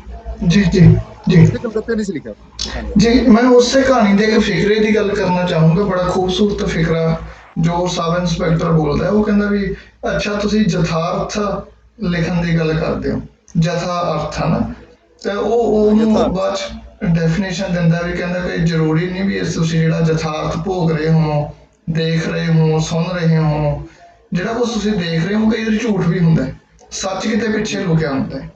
ਤਾਂ ਕਿ ਜਿਵੇਂ ਤੁਸੀਂ ਉਹਨਾਂ ਤੇ ਬੇਸਬਾਵਾਂ ਤੇ ਕਹਾਣੀਆਂ ਵੀ ਲਿਖੀਆਂ, ਬਲਦੇਵ ਨੇ ਵੀ ਲਿਖੀਆਂ, ਫਿਰ ਤੁਸੀਂ ਨਿੱਜੀ ਤੌਰ ਤੇ ਉੱਥੇ ਜਾ ਕੇ ਵੀ ਦੇਖਿਆ, ਤਾਂ ਤੁਹਾਨੂੰ ਕੀ ਲੱਗਦਾ ਉਹਨਾਂ ਦੀ ਜ਼ਿੰਦਗੀ ਦਾ ਸੱਚ ਕੀ ਆ? ਇਹਨਾਂ ਨੂੰ ਅਸੀਂ ਸਮਾਜਿਕ ਕਦਰਾਂ ਦੇ ਨਾਲ ਜੋੜ ਕੇ ਇੱਕ ਨੈਗੇਟਿਵਿਟੀ ਦੇ ਤੌਰ ਤੇ ਕਿਉਂ ਦੇਖਦੇ ਹਾਂ? ਕਿ ਅਸੀਂ ਇਹਨੂੰ ਇੱਕ ਕਿੱਤੇ ਦੇ ਤੌਰ ਤੇ ਕਿਉਂ ਨਹੀਂ ਐਕਸੈਪਟ ਕਰ ਲੈਂਦੇ? ਜਿਵੇਂ ਤੁਸੀਂ ਇੱਕ ਉਹ ਬਾਅਦ 'ਚ ਉਹਦਾ ਜ਼ਿਕਰ ਵੀ ਕੀਤਾ, ਜਿਵੇਂ ਉਹਦੀ ਪ੍ਰੇਮਿਕ ਹੈ, ਚੰਗੇ ਘਰ ਦੀ ਕੁੜੀ ਆ, ਉਹ ਵੀ ਇਸ ਕਿੱਤੇ ਦੇ ਵਿੱਚ ਆ ਜਾਂਦੀ ਹੈ। ਤਾਂ ਅਸੀਂ ਇਹਨੂੰ ਇੱਕ ਬਤੌਰ ਕਿੱਤੇ ਦੇ ਤੌਰ ਤੇ ਕਿਉਂ ਨਹੀਂ ਦੇਖਦੇ? ਕਿਉਂਕਿ ਪੱਛਮ ਦੇ ਦੇਸ਼ਾਂ ਦੇ ਵਿੱਚ ਵੀ ਤਾਂ ਇੱਦਾਂ ਹੀ ਆ।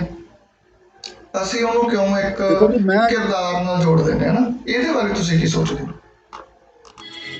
ਜਦੋਂ ਕਲਕੱਤੇ ਗਿਆ ਸੀ ਨਾ, ਤਾਂ ਮੈਨੂੰ ਉੱਥੇ ਜਿਹੜੇ ਰਾਈਟਰ ਸੀ ਉੱਥੇ ਲੋਕਲ ਬੰਗਾਲੀ, ਉਹਨਾਂ ਮੈਨੂੰ ਦੱਸਿਆ ਸੀ ਕਿ ਇੱਥੇ ਉਦੋਂ 1 ਲੱਖ ਔਰਤ ਰਾਤ ਨੂੰ ਰੋਡ ਤੇ ਹੁੰਦੀ ਹੈ ਜਿਹੜੀ ਇਸੇ ਕੰਮ 'ਚ ਹੈ।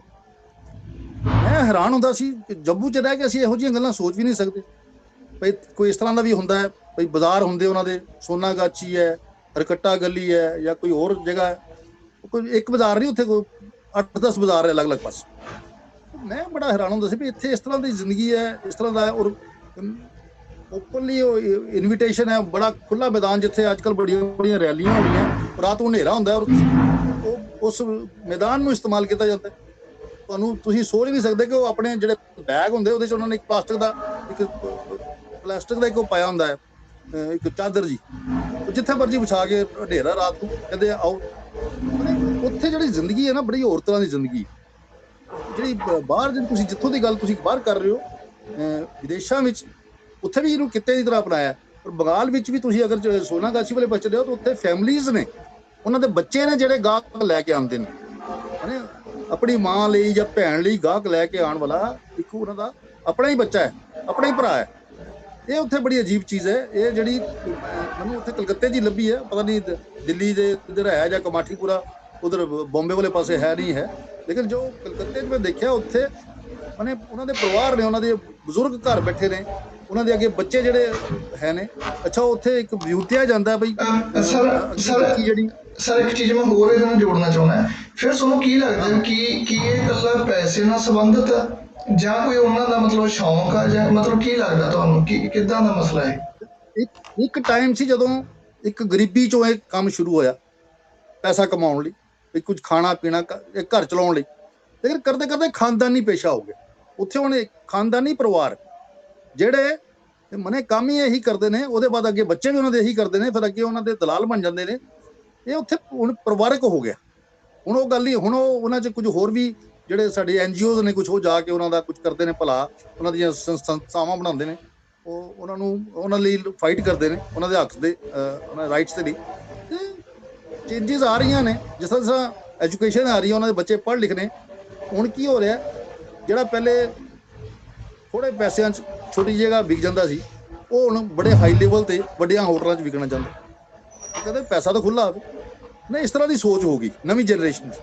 ਉਹ ਸੋਚ ਜਿਹੜੀ ਹੈ, ਮੇਰੀ ਖੁਜਲੀ ਕਹਾਣੀ ਉਹਦੇ ਜਿਹੜੀ ਬੱਚੀ ਹੈ, ਉਹ ਕਹਿੰਦੀ ਮੈਂ ਮਾਂ ਦੀ ਤਰ੍ਹਾਂ ਨਹੀਂ ਵਿਕਣਾ, ਫਿਰ ਵਧੀਆ ਤਰੀਕੇ ਨਾਲ ਵਿਕਣਾ। ਕਹਿੰਦੀ ਵਿਕਣਾ ਹੀ ਹੈ ਤਾਂ ਫਿਰ ਇਸ ਤਰ੍ਹਾਂ ਕਿਉਂ ਵਿਕਣਾ ਗਲੀ ਮਹੱਲੇ 'ਚ। ਮਨੇ ਇੱਕ ਸੋਚ ਚੇਂਜ ਵੀ ਹੁੰਦੀ ਉੱਥੇ। ਉਹ ਚੇਂਜ ਜਿਹੜੀ ਹੈ ਉਹ ਆ ਰਹੀ ਹੈ, ਔਰ ਉਸਨੂੰ ਅਸੀਂ ਰਾਈਟਰ ਕੀ ਹੈ, ਅਸੀਂ ਤਾਂ ਅਹਿਸਾਸ ਕਰਕੇ ਉਸਨੂੰ ਆਪਣੇ ਰਚਨਾ ਵਿੱਚ ਪੇਸ਼ ਹੀ ਕਰਦੇ ਹਾਂ ਨਾ। ਬਾਕੀ ਜਿਹੜਾ ਮਨੇ ਇੱਕ ਜਾਗਰੂਕਤਾ ਹੈ, ਅਵੇਅਰਨੈਸ ਹੈ, ਉਹ ਆਈ ਹੈ ਕਾਫੀ। ਉਹ ਅਗਰ ਤੁਸੀਂ NGOs ਦੇ ਕੰਮ ਦੇਖੋਗੇ ਉੱਥੇ, ਤੁਹਾਨੂੰ ਸਾਰੀ ਪਤਾ ਲੱਗ ਜਾਏਗੀ ਕੀ ਅਵੇਅਰਨੈਸ ਆਈ ਹੈ। ਜੀ ਉਹਨਾਂ 'ਚ ਵੀ ਕਈ ਜੀ ਬਿਲਕੁਲ। ਜਿਵੇਂ ਤੁਸੀਂ ਖੁਜਲੀ ਦੀ ਗੱਲ ਕੀਤੀ ਹੈ, ਮੈਨੂੰ ਲੱਗਦਾ ਵੀ ਹੋ ਸਕਦਾ ਮੈਂ ਘੱਟ ਪੜ੍ਹਿਆ ਹੋਵਾਂ, ਪਰ ਵੇਸਬਾਵਾਂ ਦੀ ਅਗਲੀ ਪੀੜ੍ਹੀ ਦੇ ਉੱਪਰ ਬਹੁਤ ਘੱਟ ਲਿਖਿਆ ਮਿਲਦਾ। ਮੈਨੂੰ ਲੱਗਦਾ ਸ਼ਾਇਦ ਲਿਖਿਆ ਮਿਲਦਾ ਹੀ ਨਹੀਂਗਾ। ਮੈਂ ਸਿਰਫ ਤੁਹਾਡੀ ਕਹਾਣੀ ਪੜ੍ਹੀ ਆ। ਸਾਡੇ ਟਾਈਮ ਤੇ ਲਿਖਿਆ ਗਿਆ, ਜਿਹੜਾ ਲਿਖਿਆ ਗਿਆ। ਹੁਣ ਅੱਗੇ ਜਿਹੜੇ ਰਾਈਟਰ ਨੇ, ਉਹ ਅਗਰ ਅਗਲੀ ਜਿਹੜੀ ਹੁਣ ਚੇਂਜਸ ਆਈ ਆ, ਉਸਨੂੰ ਅਗਰ ਲੈ ਕੇ ਲਿਖਣਗੇ ਤਾਂ ਮੈਨੂੰ ਲੱਗਦਾ ਵੀ ਉਸ ਸਬਜੈਕਟ ਵੱਲ ਅਗਰ ਨਿਆਂ ਕਰ ਸਕਣ ਤਾਂ ਲਿਖ ਸਕਦੇ ਹੋ। ਜੀ ਸਾਡੇ ਨਾਲ ਬਲਵਿੰਦਰ ਚਾਹਲ ਜੀ ਜੁੜ ਚੁੱਕੇ ਨੇ। ਮੈਂ ਚਾਹੂੰਗਾ ਪ੍ਰੋਫੈਸਰ ਬਲਵਿੰਦਰ ਚਾਹਲ ਜੀ ਆਪਣਾ ਸਵਾਲ ਰੱਖਣ। ਪ੍ਰੋਫੈਸਰ ਬਲਵਿੰਦਰ ਚਾਹਲ ਜੀ। ਪ੍ਰਗਟ, ਮੈਂ 1 ਮਿੰਟ ਰੁਕ ਕੇ ਕਰਦਾ, ਕਿਸੇ ਹੋਰ ਨੂੰ ਬੁਲਾ ਲਓ ਪਹਿਲਾਂ। ਓਕੇ ਕੋਈ ਗੱਲ ਨਹੀਂ। ਚਲੋ ਮੈਂ ਹੀ ਆਪਣਾ ਅਗਲਾ ਸਵਾਲ ਰੱਖਦਾ ਸਰ।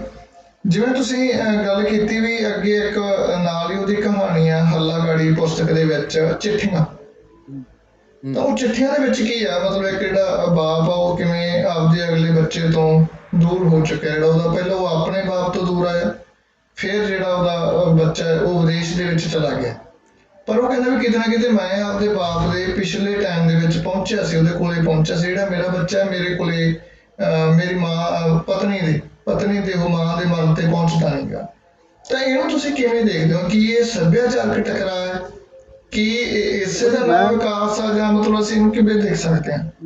ਮੇਰੇ ਬਹੁਤ ਸਾਰੇ ਦੋਸਤ ਜਿਹੜੇ ਦੁਆਬੇ ਏਰੀਏ ਦੇ ਨੇ, ਤੇ ਦੁਆਬੇ ਦੇ ਪਿੰਡਾਂ 'ਚ ਤੁਸੀਂ ਜਾਓਗੇ ਨਾ ਤਾਂ ਸਾਰੇ ਤਕਰੀਬਨ ਘਰ ਖਾਲੀ ਨੇ, ਹੈ ਨਾ। ਉਹ ਜਿਹੜੇ ਭਈਏ ਬਾਹਰ ਦੇ ਆ ਕੇ ਉਹਨਾਂ ਨੇ ਘਰ ਸਾਂਭੇ ਹੋਇਆ ਹੈ, ਤੇ ਸਾਰੇ ਬਾਹਰ ਗਏ ਹੋਏ ਆ, ਕਮਾਈਆਂ 'ਚ ਲੱਗੇ। ਹੋਰ ਕਿਸੇ ਦੀ, ਹਰ ਕਿਸੇ ਦੀ ਇਹੋ ਜਿਹੀ ਨਹੀਂ ਹੁੰਦੀ ਲਾਈਫ ਜਿਸ ਤਰ੍ਹਾਂ ਦੀ ਮੈਂ ਲਈ ਹੈ। ਮੈਂ ਇੱਕ ਐਸੇ ਮਾਂ-ਬਾਪ ਦੀ ਲਈ ਹੈ ਜਿਹਦਾ ਬੇਟਾ ਬੜਾ ਜ਼ਿਆਦਾ ਮਹੱਤਵਕਾਂਖੀ ਸੀ। ਉਹਨੂੰ ਬੜਾ ਸੀ ਵੀ ਮੈਂ ਵੀ ਕਰ ਲਾਂ, ਉਹ ਕਰ ਲਾਂ, ਮੈਂ ਦੁਨੀਆ 'ਚ ਤੇਜ਼ੀ ਨਾਲ ਅੱਗੇ ਵੱਧ ਜਾਵਾਂ। ਉਹ ਤੇਜ਼ੀ 'ਚ ਲੱਗਾ ਹੋਇਆ, ਉਹ ਦੁਨੀਆ ਜਿੱਤਣ 'ਚ ਲੱਗਾ ਹੋਇਆ। ਪਰ ਦੁਨੀਆ ਜਿੱਦੇ ਜਿੱਦੇ ਉਹ ਆਪਣੇ ਰਿਸ਼ਤੇ ਹਾਰ ਰਿਹਾ ਹੈ ਨਾ, ਆਪਣੇ ਮਾਂ-ਬਾਪ ਨੂੰ ਹਾਰ ਰਿਹਾ। ਉਹ ਪਿੱਛੇ ਦੋ ਰਹਿ ਗਏ, ਦੋ ਹੀ ਉਹਦੇ ਮਾਂ। ਉਹ ਮਾਂ ਦੇ ਮਰਨ ਤੇ ਨਹੀਂ ਆ ਸਕਿਆ, ਪੈਸਾ ਉਹਨੇ ਖੁੱਲਾ ਭੇਜਤਾ, ਬਣਾਓ ਕੋਠੀ, ਬਣਾਓ ਉੱਪਰ ਦੇ ਜਹਾਜ਼, ਬਣਾਓ ਉੱਪਰ, ਹੈ ਨਾ। ਇਹ ਜੋ ਉੱਥੇ ਹੋ ਰਿਹਾ, ਤੁਸੀਂ ਦੇਖੋ ਪੈਸਾ ਬਹੁਤ ਆ ਰਿਹਾ, ਲੇਕਿਨ ਆਹ ਜਿਹੜਾ ਬੰਦਾ ਨਾ ਉੱਥੇ ਬਾਹਰ ਚਲਾ ਗਿਆ, ਉਹ ਟਾਈਮ ਨਹੀਂ ਦੇ ਪਾ ਰਿਹਾ। ਕੋਈ ਦਿੰਦੇ ਵੀ ਹੋਣਗੇ, ਅੱਛੇ ਬੱਚੇ ਵੀ ਹਨ, ਵੀ ਥੋੜਾ ਜ਼ਿਕਰ ਹੈ ਦੂਜੇ ਬੱਚਿਆਂ ਦਾ ਵੀ ਫਲਾਣਾ ਆਪਣੇ ਲੈ ਗਿਆ ਮਾਂ-ਬਾਪ ਨੂੰ ਬਾਹਰ, ਉਹ ਨਹੀਂ ਸੀ ਲੈ ਜਾ ਸਕਦਾ, ਹੈ ਨਾ। ਉਹ ਅੱਛਾ ਉਹਨੇ ਉੱਥੇ ਇੰਗਲਿਸ਼ ਵੂਮਨ ਨਾਲ ਵਿਆਹ ਕਰ ਲਿਆ ਬਾਹਰ, ਉਹਦੀਆਂ ਬੇਟੀਆਂ ਵੀ 2 ਨੇ। ਉਹ ਫੋਟੋਆਂ ਪਹਿਲੇ ਸ਼ੁਰੂ 'ਚ ਭੇਜਦਾ ਰਿਹਾ, ਚਿੱਠੀਆਂ ਵੀ ਪਾਉਂਦਾ ਰਿਹਾ, ਲੇਕਿਨ ਬਾਅਦ 'ਚ ਉਹਨੇ ਸਾਰਾ ਕੱਟ ਆਫ ਕਰਤਾ। ਉਹ ਬਿਲਕੁਲ ਉੱਧਰ ਹੀ ਆਪਣੇ ਉਹਨੂੰ ਭੁੱਲ ਹੀ ਗਿਆ ਪਿੱਛੇ ਮੇਰਾ ਕੋਈ ਹੈ ਵੀ ਹੈ। ਉਹਦੀ ਕੀ ਮਜਬੂਰੀ ਹੈ ਉੱਥੇ, ਉਹਦੇ ਨਾਲ ਮੈਂ ਨਹੀਂ ਉਸ ਪਾਸੇ ਗਿਆ। ਲੇਕਿਨ ਮੈਂ ਇਹਦੀ ਜਿਹੜੀ ਉਹ ਕਹਿੰਦਾ ਨਾ ਵੀ ਛਿੰਦਿਆ ਤਰੱਕੀ ਕਰਦੇ ਬੱਚੇ ਭਾਵੇਂ ਚੰਨ ਤੇ ਵੀ ਘਰ ਮਕਾਨ ਬਣਾ ਲੈਣ, ਪਰ ਜੇ ਆਪਣੇ ਪਿਓ ਦੇ ਨਾਲ ਨਾਲ ਖੜ ਸਕੇ, ਆਪਣੇ ਬਜ਼ੁਰਗਾਂ ਨਾਲ ਨਹੀਂ ਖੜ ਸਕੇ, ਕੀ ਫਾਇਦਾ ਇਸ ਤਰੱਕੀ। ਉਹ ਜਿਹੜੀ ਤਰੱਕੀ ਜਿਹੜੀ ਹੋ ਰਹੀ ਹੈ ਅੱਜ ਕੱਲ੍ਹ, ਜਿਹੜੇ ਬੱਚੇ ਕਰ ਰਹੇ, ਜਿਸ ਤਰ੍ਹਾਂ ਕਰ ਰਹੇ, ਜੇ ਆਪਣੇ ਪਿਛੋਕੜ ਨੂੰ ਭੁੱਲ ਕੇ ਉਹ ਤਰੱਕੀ ਕਰ ਰਹੇ ਤੇ ਫਿਰ ਉਹ ਤਰੱਕੀ ਜਿਹੜੀ ਹੈ ਉਹ ਤਰੱਕੀ ਨਹੀਂ ਹੈ। ਕਿਉਂਕਿ ਪੈਸਾ ਹੀ ਫਿਰ ਕਮਾਣਾ, ਤੁਸੀਂ ਇੱਕ ਜਿਹੜਾ ਪਦਾਰਥੀ ਸੁੱਖ ਜਿਹੜੇ ਇਕੱਠੇ ਕਰ ਲਏ, ਲੇਕਿਨ ਸੁੱਖ ਜਿਹੜੇ ਉਹ ਸੁੱਖ ਨਹੀਂ ਹੁੰਦੇ। ਅਸਲੀ ਸੁੱਖ ਜਿਹੜੇ ਸੀ ਨਾ ਉਹ ਰਿਸ਼ਤਿਆਂ ਵਿੱਚ, ਉਹਦੀ ਜਿਹੜੀ ਤੰਦ ਜਿਹੜੀ ਜੁੜੀ ਸੀ ਨਾ ਉਹਦੇ ਵਿੱਚ ਸੀ। ਉਹ ਜਿਹੜਾ ਕੁੱਤਾ ਜਿਹੜਾ ਲਾਸਟ ਕਾਲੂ ਬੈਠਾ ਹੁੰਦਾ ਆ ਕੇ ਉਹਦੇ ਤੇ ਉਹ ਬੁਖਾਰ 'ਚ ਕੰਬ ਰਿਹਾ ਹੁੰਦਾ, ਉਹ ਕਾਲੂ ਜਿਹੜਾ ਉਹਨੇ 2-3 ਸਾਲ ਪਹਿਲੇ ਉਹਦੀ ਵਾਈਫ ਨੇ ਤੇ ਉਹਨੂੰ ਥੋੜੀ ਰੋਟੀ ਪਾਈ ਸੀ ਤੇ ਉਹਦੇ ਬਾਅਦ ਉਹ ਘਰ 'ਚ ਚੱਲਣ ਲੱਗ ਪਿਆ ਸੀ। ਦੱਸਿਆ ਬਈ ਜਿਹੜੇ ਰਿਲੇਸ਼ਨ ਤੇ ਜਾਨਵਰ ਨਾਲ ਵੀ ਕਿੰਨੇ ਪਿਆਰੇ ਹੋ ਸਕਦੇ, ਜਦ ਕਿ ਆਪਣੇ ਬੱਚੇ ਜਿਹੜੇ ਆ ਉਹ ਪਤਾ ਨਹੀਂ ਕਿਹੜੀ ਤਰੱਕੀ ਦੀ ਖੇਡ ਵਿੱਚ ਆਪਣੇ ਜਿਹੜੇ ਪਿਛੋਕੜ ਆ ਉਹਨੂੰ ਭੁੱਲ ਜਾ ਰਹੇ ਆ। ਮਤਲਬ ਜੇ ਅਸੀਂ ਮੋਟੇ ਠੁੱਲੇ ਸ਼ਬਦਾਂ 'ਚ ਕਹੀਏ ਤਾਂ ਵੀ ਕਿਤੇ ਨਾ ਕਿਤੇ ਜਿਹੜੇ ਸਾਡੇ ਨੌਜਵਾਨ ਆ, ਉਦੋਂ ਵਿਕਾਸ ਦੀ ਪਰਿਭਾਸ਼ਾ ਬਦਲ ਲਈ ਉਹਨਾਂ ਨੇ। ਵਿਕਾਸ ਦੀ ਪਰਿਭਾਸ਼ਾ ਜੋ ਚਾਹੀਦੀ ਸੀ ਉਹ ਬਦਲੀ ਜਾ ਚੁੱਕੀ ਆ, ਹਨਾ। ਤਾਂ ਤੁਹਾਡੇ ਅਨੁਸਾਰ ਜੇ ਅਸੀਂ ਵਿਕਾਸ ਦੀ ਗੱਲ ਕਰੀਏ, ਕੀ ਵਿਕਾਸ ਦੇ ਲਈ ਆਪਦਾ ਧਰਾਤਲ ਛੱਡਣਾ, ਕੀ ਆਪਦਾ ਦੇਸ਼ ਛੱਡਣਾ ਜ਼ਰੂਰੀ ਹੈ, ਜਾਂ ਤੁਸੀਂ ਕੀ ਮੰਨਦੇ ਹੋ ਵਿਕਾਸ ਦੀ ਕੀ ਪਰਿਭਾਸ਼ਾ ਹੋਣੀ ਚਾਹੀਦੀ ਹੈ? ਜੇ ਅਸੀਂ ਇੱਕ ਨੌਜਵਾਨ ਨੂੰ ਦੱਸਣਾ, ਆਪਦੇ ਬੱਚਿਆਂ ਨੂੰ ਦੱਸਣਾ ਕੀ ਵਿਕਾਸ ਹੋਣਾ ਚਾਹੀਦਾ, ਕਿਹੋ ਜਿਹੀ ਤਰੱਕੀ ਹੋਣੀ ਚਾਹੀਦੀ ਆ ਤੁਹਾਡੇ ਸ਼ਬਦਾਂ ਵਿੱਚ? ਦੇਖੋ ਤਰੱਕੀ, ਦੇਖੋ ਜਿਹੜਾ ਸਾਡਾ ਟਾਈਮ ਸੀ ਨਾ, ਅਸੀਂ ਕਈ ਵਾਰੀ ਬਜ਼ੁਰਗ ਤੁਸੀਂ ਦੇਖੋ ਪੁਰਾਣੇ, ਉਹ ਕੀ ਕਹਿੰਦੇ ਆ ਵੀ ਸਾਡਾ ਟਾਈਮ ਬਹੁਤ ਵਧੀਆ ਸੀ। ਬਹੁਤ ਵਧੀਆ ਇਸ ਲਈ ਸੀ ਕਿ ਅਸੀਂ ਮਿੱਟੀ ਨਾਲ ਜੁੜੇ ਲੋਕ ਸੀ, ਅਸੀਂ ਨੇਚਰ ਨਾਲ ਜੁੜੇ ਲੋਕ ਸੀ। ਸਾਨੂੰ ਬੂਟੇ ਛਾਂ 'ਚ ਬਹਿਣਾ, ਨੇਚਰ ਨਾਲ ਜੁੜਨਾ, ਨਹਿਰਾਂ ਦੇ ਕੰਢੇ ਸੈਰ ਕਰਨੀ, ਇਹੋ ਜਿਹੀਆਂ ਗੱਲਾਂ ਲੋਕਾਂ ਦੇ ਵਿੱਚ ਬਣੇ ਬਾਣੀਆਂ ਕਹਾਣੀਆਂ ਸਾਡੀਆਂ ਕਹਿੰਦੇ ਕਹਾਣੀਆਂ ਪਾਣੀਆਂ, ਰਾਤ ਨੂੰ ਬਹਿਣਾ ਜਾਂ ਫਿਰ ਸੱਥਾਂ 'ਚ ਬੈਠ ਕੇ ਗੱਲਾਂ ਕਰਨੀਆਂ, ਉਸ ਤਰ੍ਹਾਂ ਦੇ ਲੋਕ ਉਹ ਜਿਹੜੇ ਸੀ ਉਹ ਧਰਤੀ ਨਾਲ ਜੁੜੇ ਲੋਕ ਸੀ। ਲੇਕਿਨ ਅੱਜ ਦਾ ਨਵਾਂ ਯੂਥ ਹੈ, ਉਹਨੂੰ ਲੱਗਦਾ ਵੀ ਨਹੀਂ ਇੱਥੇ ਪਿੰਡ 'ਚ ਮੇਰਾ ਹੁਣ ਉਹ ਗੱਲ ਨਹੀਂ ਹੈ, ਮੈਨੂੰ ਬਾਹਰ ਜਾਣਾ ਚਾਹੀਦਾ। ਉਹਨੂੰ ਬਾਹਰ ਦਾ ਇੱਕ ਪਤਾ ਨਹੀਂ ਕੀ ਚਸਕਾ ਲੱਗ ਗਿਆ ਤੇ ਇਹਦੇ 'ਚ ਮੈਂ ਵੀ ਸ਼ਿਕਾਰ ਹਾਂ। ਮੇਰਾ ਬੇਟਾ ਵੀ ਬਾਹਰ ਚਲਾ ਗਿਆ, ਉਹ ਵੀ ਕੈਨੇਡਾ ਜੀ ਸਰ। ਅਸੀਂ 2 ਘਰ ਦੀਆਂ ਬੀਬੀ। ਓਕੇ, ਇਹ 'ਚ ਥੋੜਾ ਇੱਕ ਹੋਰ ਚੀਜ਼ ਵੀ, ਇਹਦੇ ਕਾਰਨ ਕੀ ਲੱਗਦਾ ਤੁਹਾਨੂੰ ਕਿ ਕਿਉਂ ਸਾਡੇ ਨੌਜਵਾਨ ਉਸ ਵਿਅਕਤੀ ਦੇ ਸ਼ਿਕਾਰ ਹੋ ਰਹੇ, ਕੀ ਲੱਗਦਾ ਤੁਹਾਨੂੰ? ਅਸਲ 'ਚ ਜਿਹੜਾ ਸਾਡੀ ਨਵੀਂ ਜਿਹੜੀ ਐਜੂਕੇਸ਼ਨ ਹੈ ਨਾ, ਉਹ ਸਾਨੂੰ ਪਦਾਰਥਵਾਦੀ ਬਣਾ, ਸਾਨੂੰ ਉਹ ਉਪਭੋਗਤਾ ਬਣਾ ਰਹੀ ਹੈ। ਸਾਨੂੰ ਉਹ ਕਹਿ ਰਹੀ ਹੈ ਵੀ 1-2 ਲੱਖ ਦੀ ਤਨਖਾਹ ਹੋਵੇ, ਵਿਚਕਾਰ ਹੋਵੇ, ਤੁਹਾਡੇ ਥੱਲੇ ਤੁਹਾਡੇ ਕੋਲ ਸੋਨੇ ਦਾ ਹੋਵੇ, ਕਿਹੜੀ ਚੀਜ਼ਾਂ ਹੋਣ, ਪਦਾਰਥ ਹੋਣ, ਤੁਹਾਡਾ ਬੜਾ ਇੱਕ ਨਾਂ ਹੋਵੇ, ਹੈ ਨਾ। ਤੁਸੀਂ ਗੱਡੀਆਂ ਚਲੋ, ਤੁਸੀਂ ਇੱਕ ਜਿਹੜਾ ਇੱਕ ਗਲਤ ਜਿਹਾ ਇੱਕ ਇੰਪ੍ਰੈਸ਼ਨ ਬੱਚਿਆਂ ਦੇ ਪਾਇਆ ਜਾ ਰਿਹਾ ਵੀ ਇਹ ਤਰੱਕੀ ਹੈਗੀ। ਉਹ ਤਰੱਕੀ ਨਹੀਂ ਹੈ। ਤਰੱਕੀ ਹੈ ਮਨ ਦੀ ਸ਼ਾਂਤੀ। ਸ਼ਾਂਤੀ ਨਹੀਂ ਰਹੀ ਉਹਨਾਂ ਕੋਲ ਪੈਸਾ ਆ ਗਿਆ, ਸਾਰਾ ਕੁਝ ਆ ਗਿਆ, ਲੇਕਿਨ ਮਨ ਦੀ ਸ਼ਾਂਤੀ ਖਤਮ ਹੋ ਗਈ।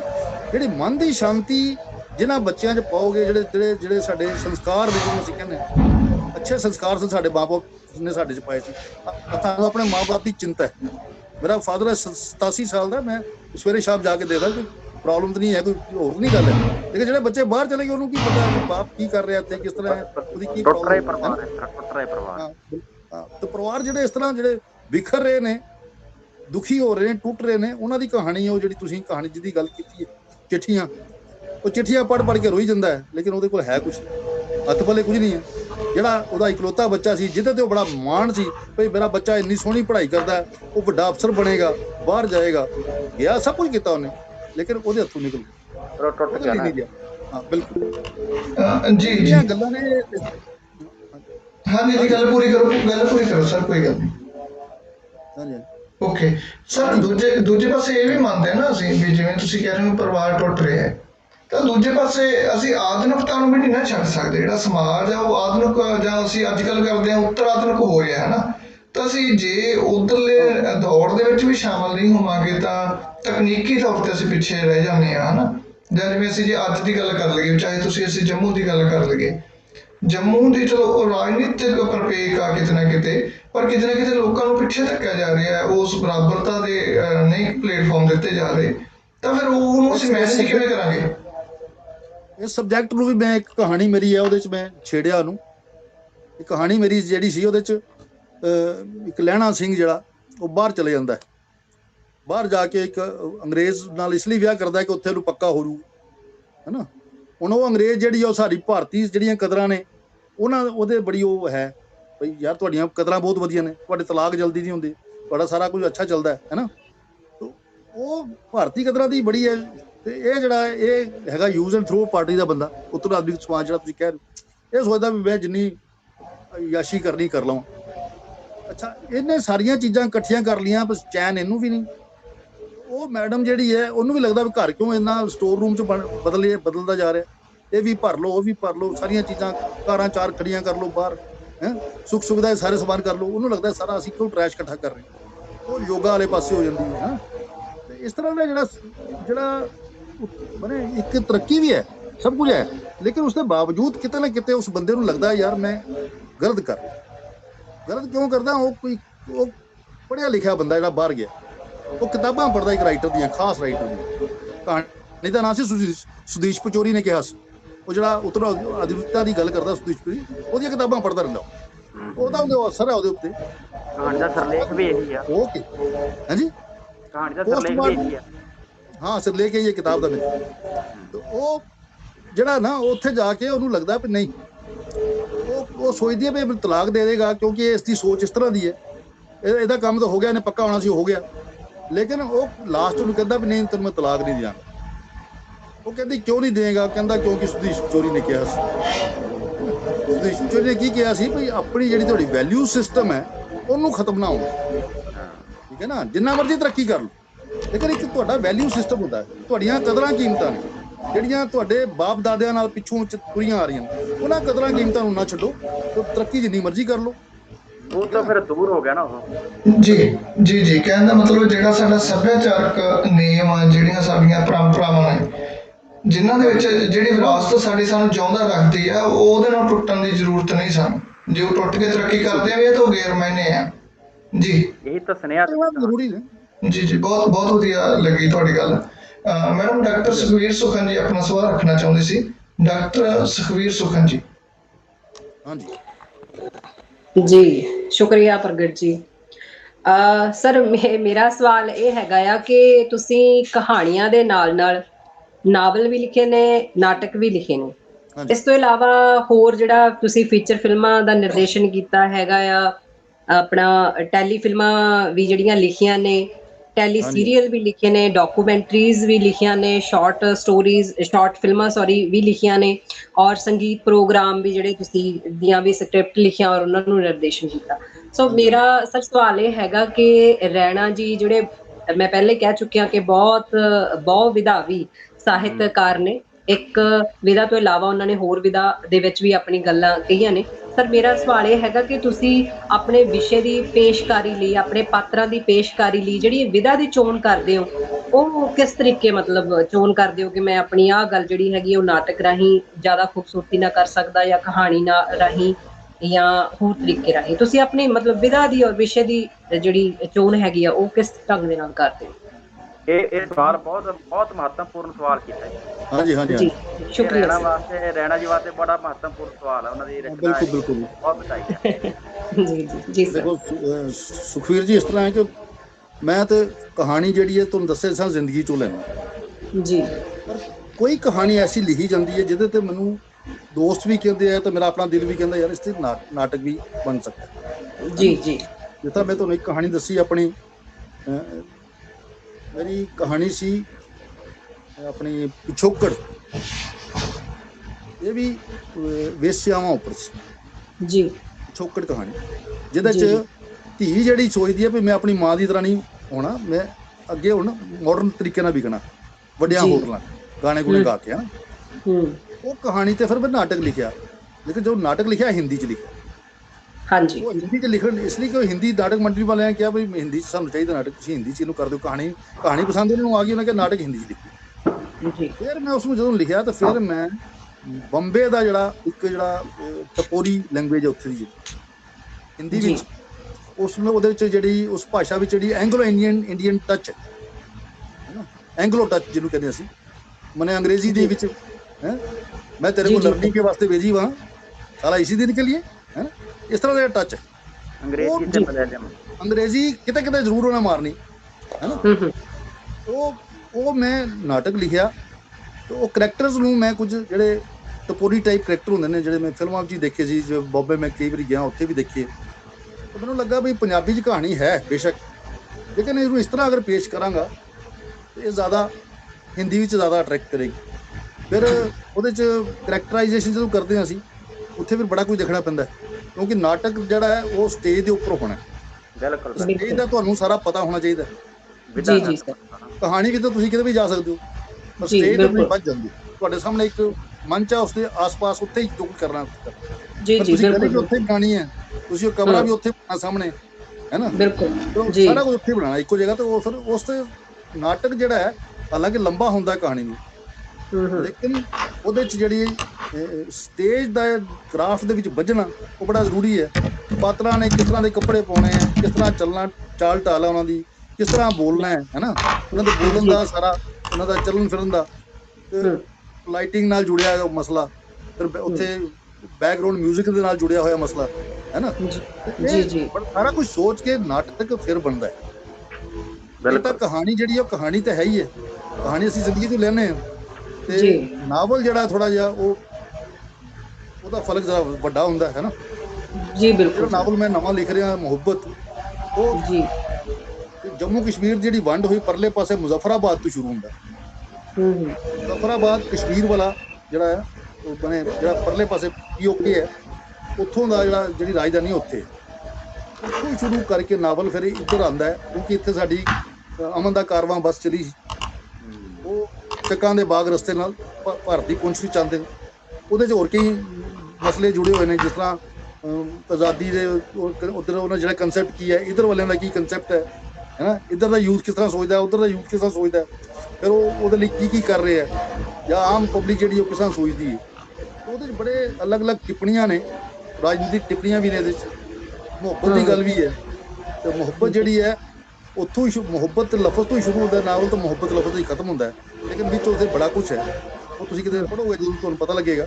ਡਾਇਮੈਂਸ਼ਨਸ ਉਹਦੀਆਂ ਬਹੁਤ ਉਹਦੇ 'ਚ ਹੈ ਕਿ ਪਿੱਛੇ, ਹਾਂ, ਜਿਹੜੇ ਪਿੱਛੇ ਰਹਿ ਗਏ, ਮੇਰੇ ਤਾਇਆ ਜੀ ਰਹਿ ਗਏ ਸੀ ਪਿੱਛੇ, ਮੁਜ਼ੱਫਰਾਬਾਦ ਰਹਿ ਗਏ ਸੀ ਤਾਇਆ ਜੀ ਪਿੱਛੇ ਮੇਰੇ। ਜੀ ਜੀ ਉਹ ਤਾਇਆ ਜੀ ਬਾਅਦ 'ਚ ਪਤਾ ਲੱਗਾ ਸਾਨੂੰ ਕਿ ਉਹ ਜਿਹੜੇ ਉੱਥੇ ਰਹਿ ਗਏ ਸਰਦਾਰ ਜਿਹੜੇ, ਉਹ ਤਾਂ ਮੁਸਲਮਾਨ ਬਣ ਗਏ, ਉਹਨਾਂ ਨੇ ਫਿਰ ਉੱਪਰ ਦੀ ਜ਼ਿੰਦਗੀ ਜੀ ਉੱਥੇ। ਜੀ ਕਈ ਲੋਕ ਆਏ, ਆ ਕੇ ਆਪਣੇ ਰਿਸ਼ਤੇਦਾਰਾਂ ਨੂੰ ਮਿਲੇ, ਹੈ ਨਾ।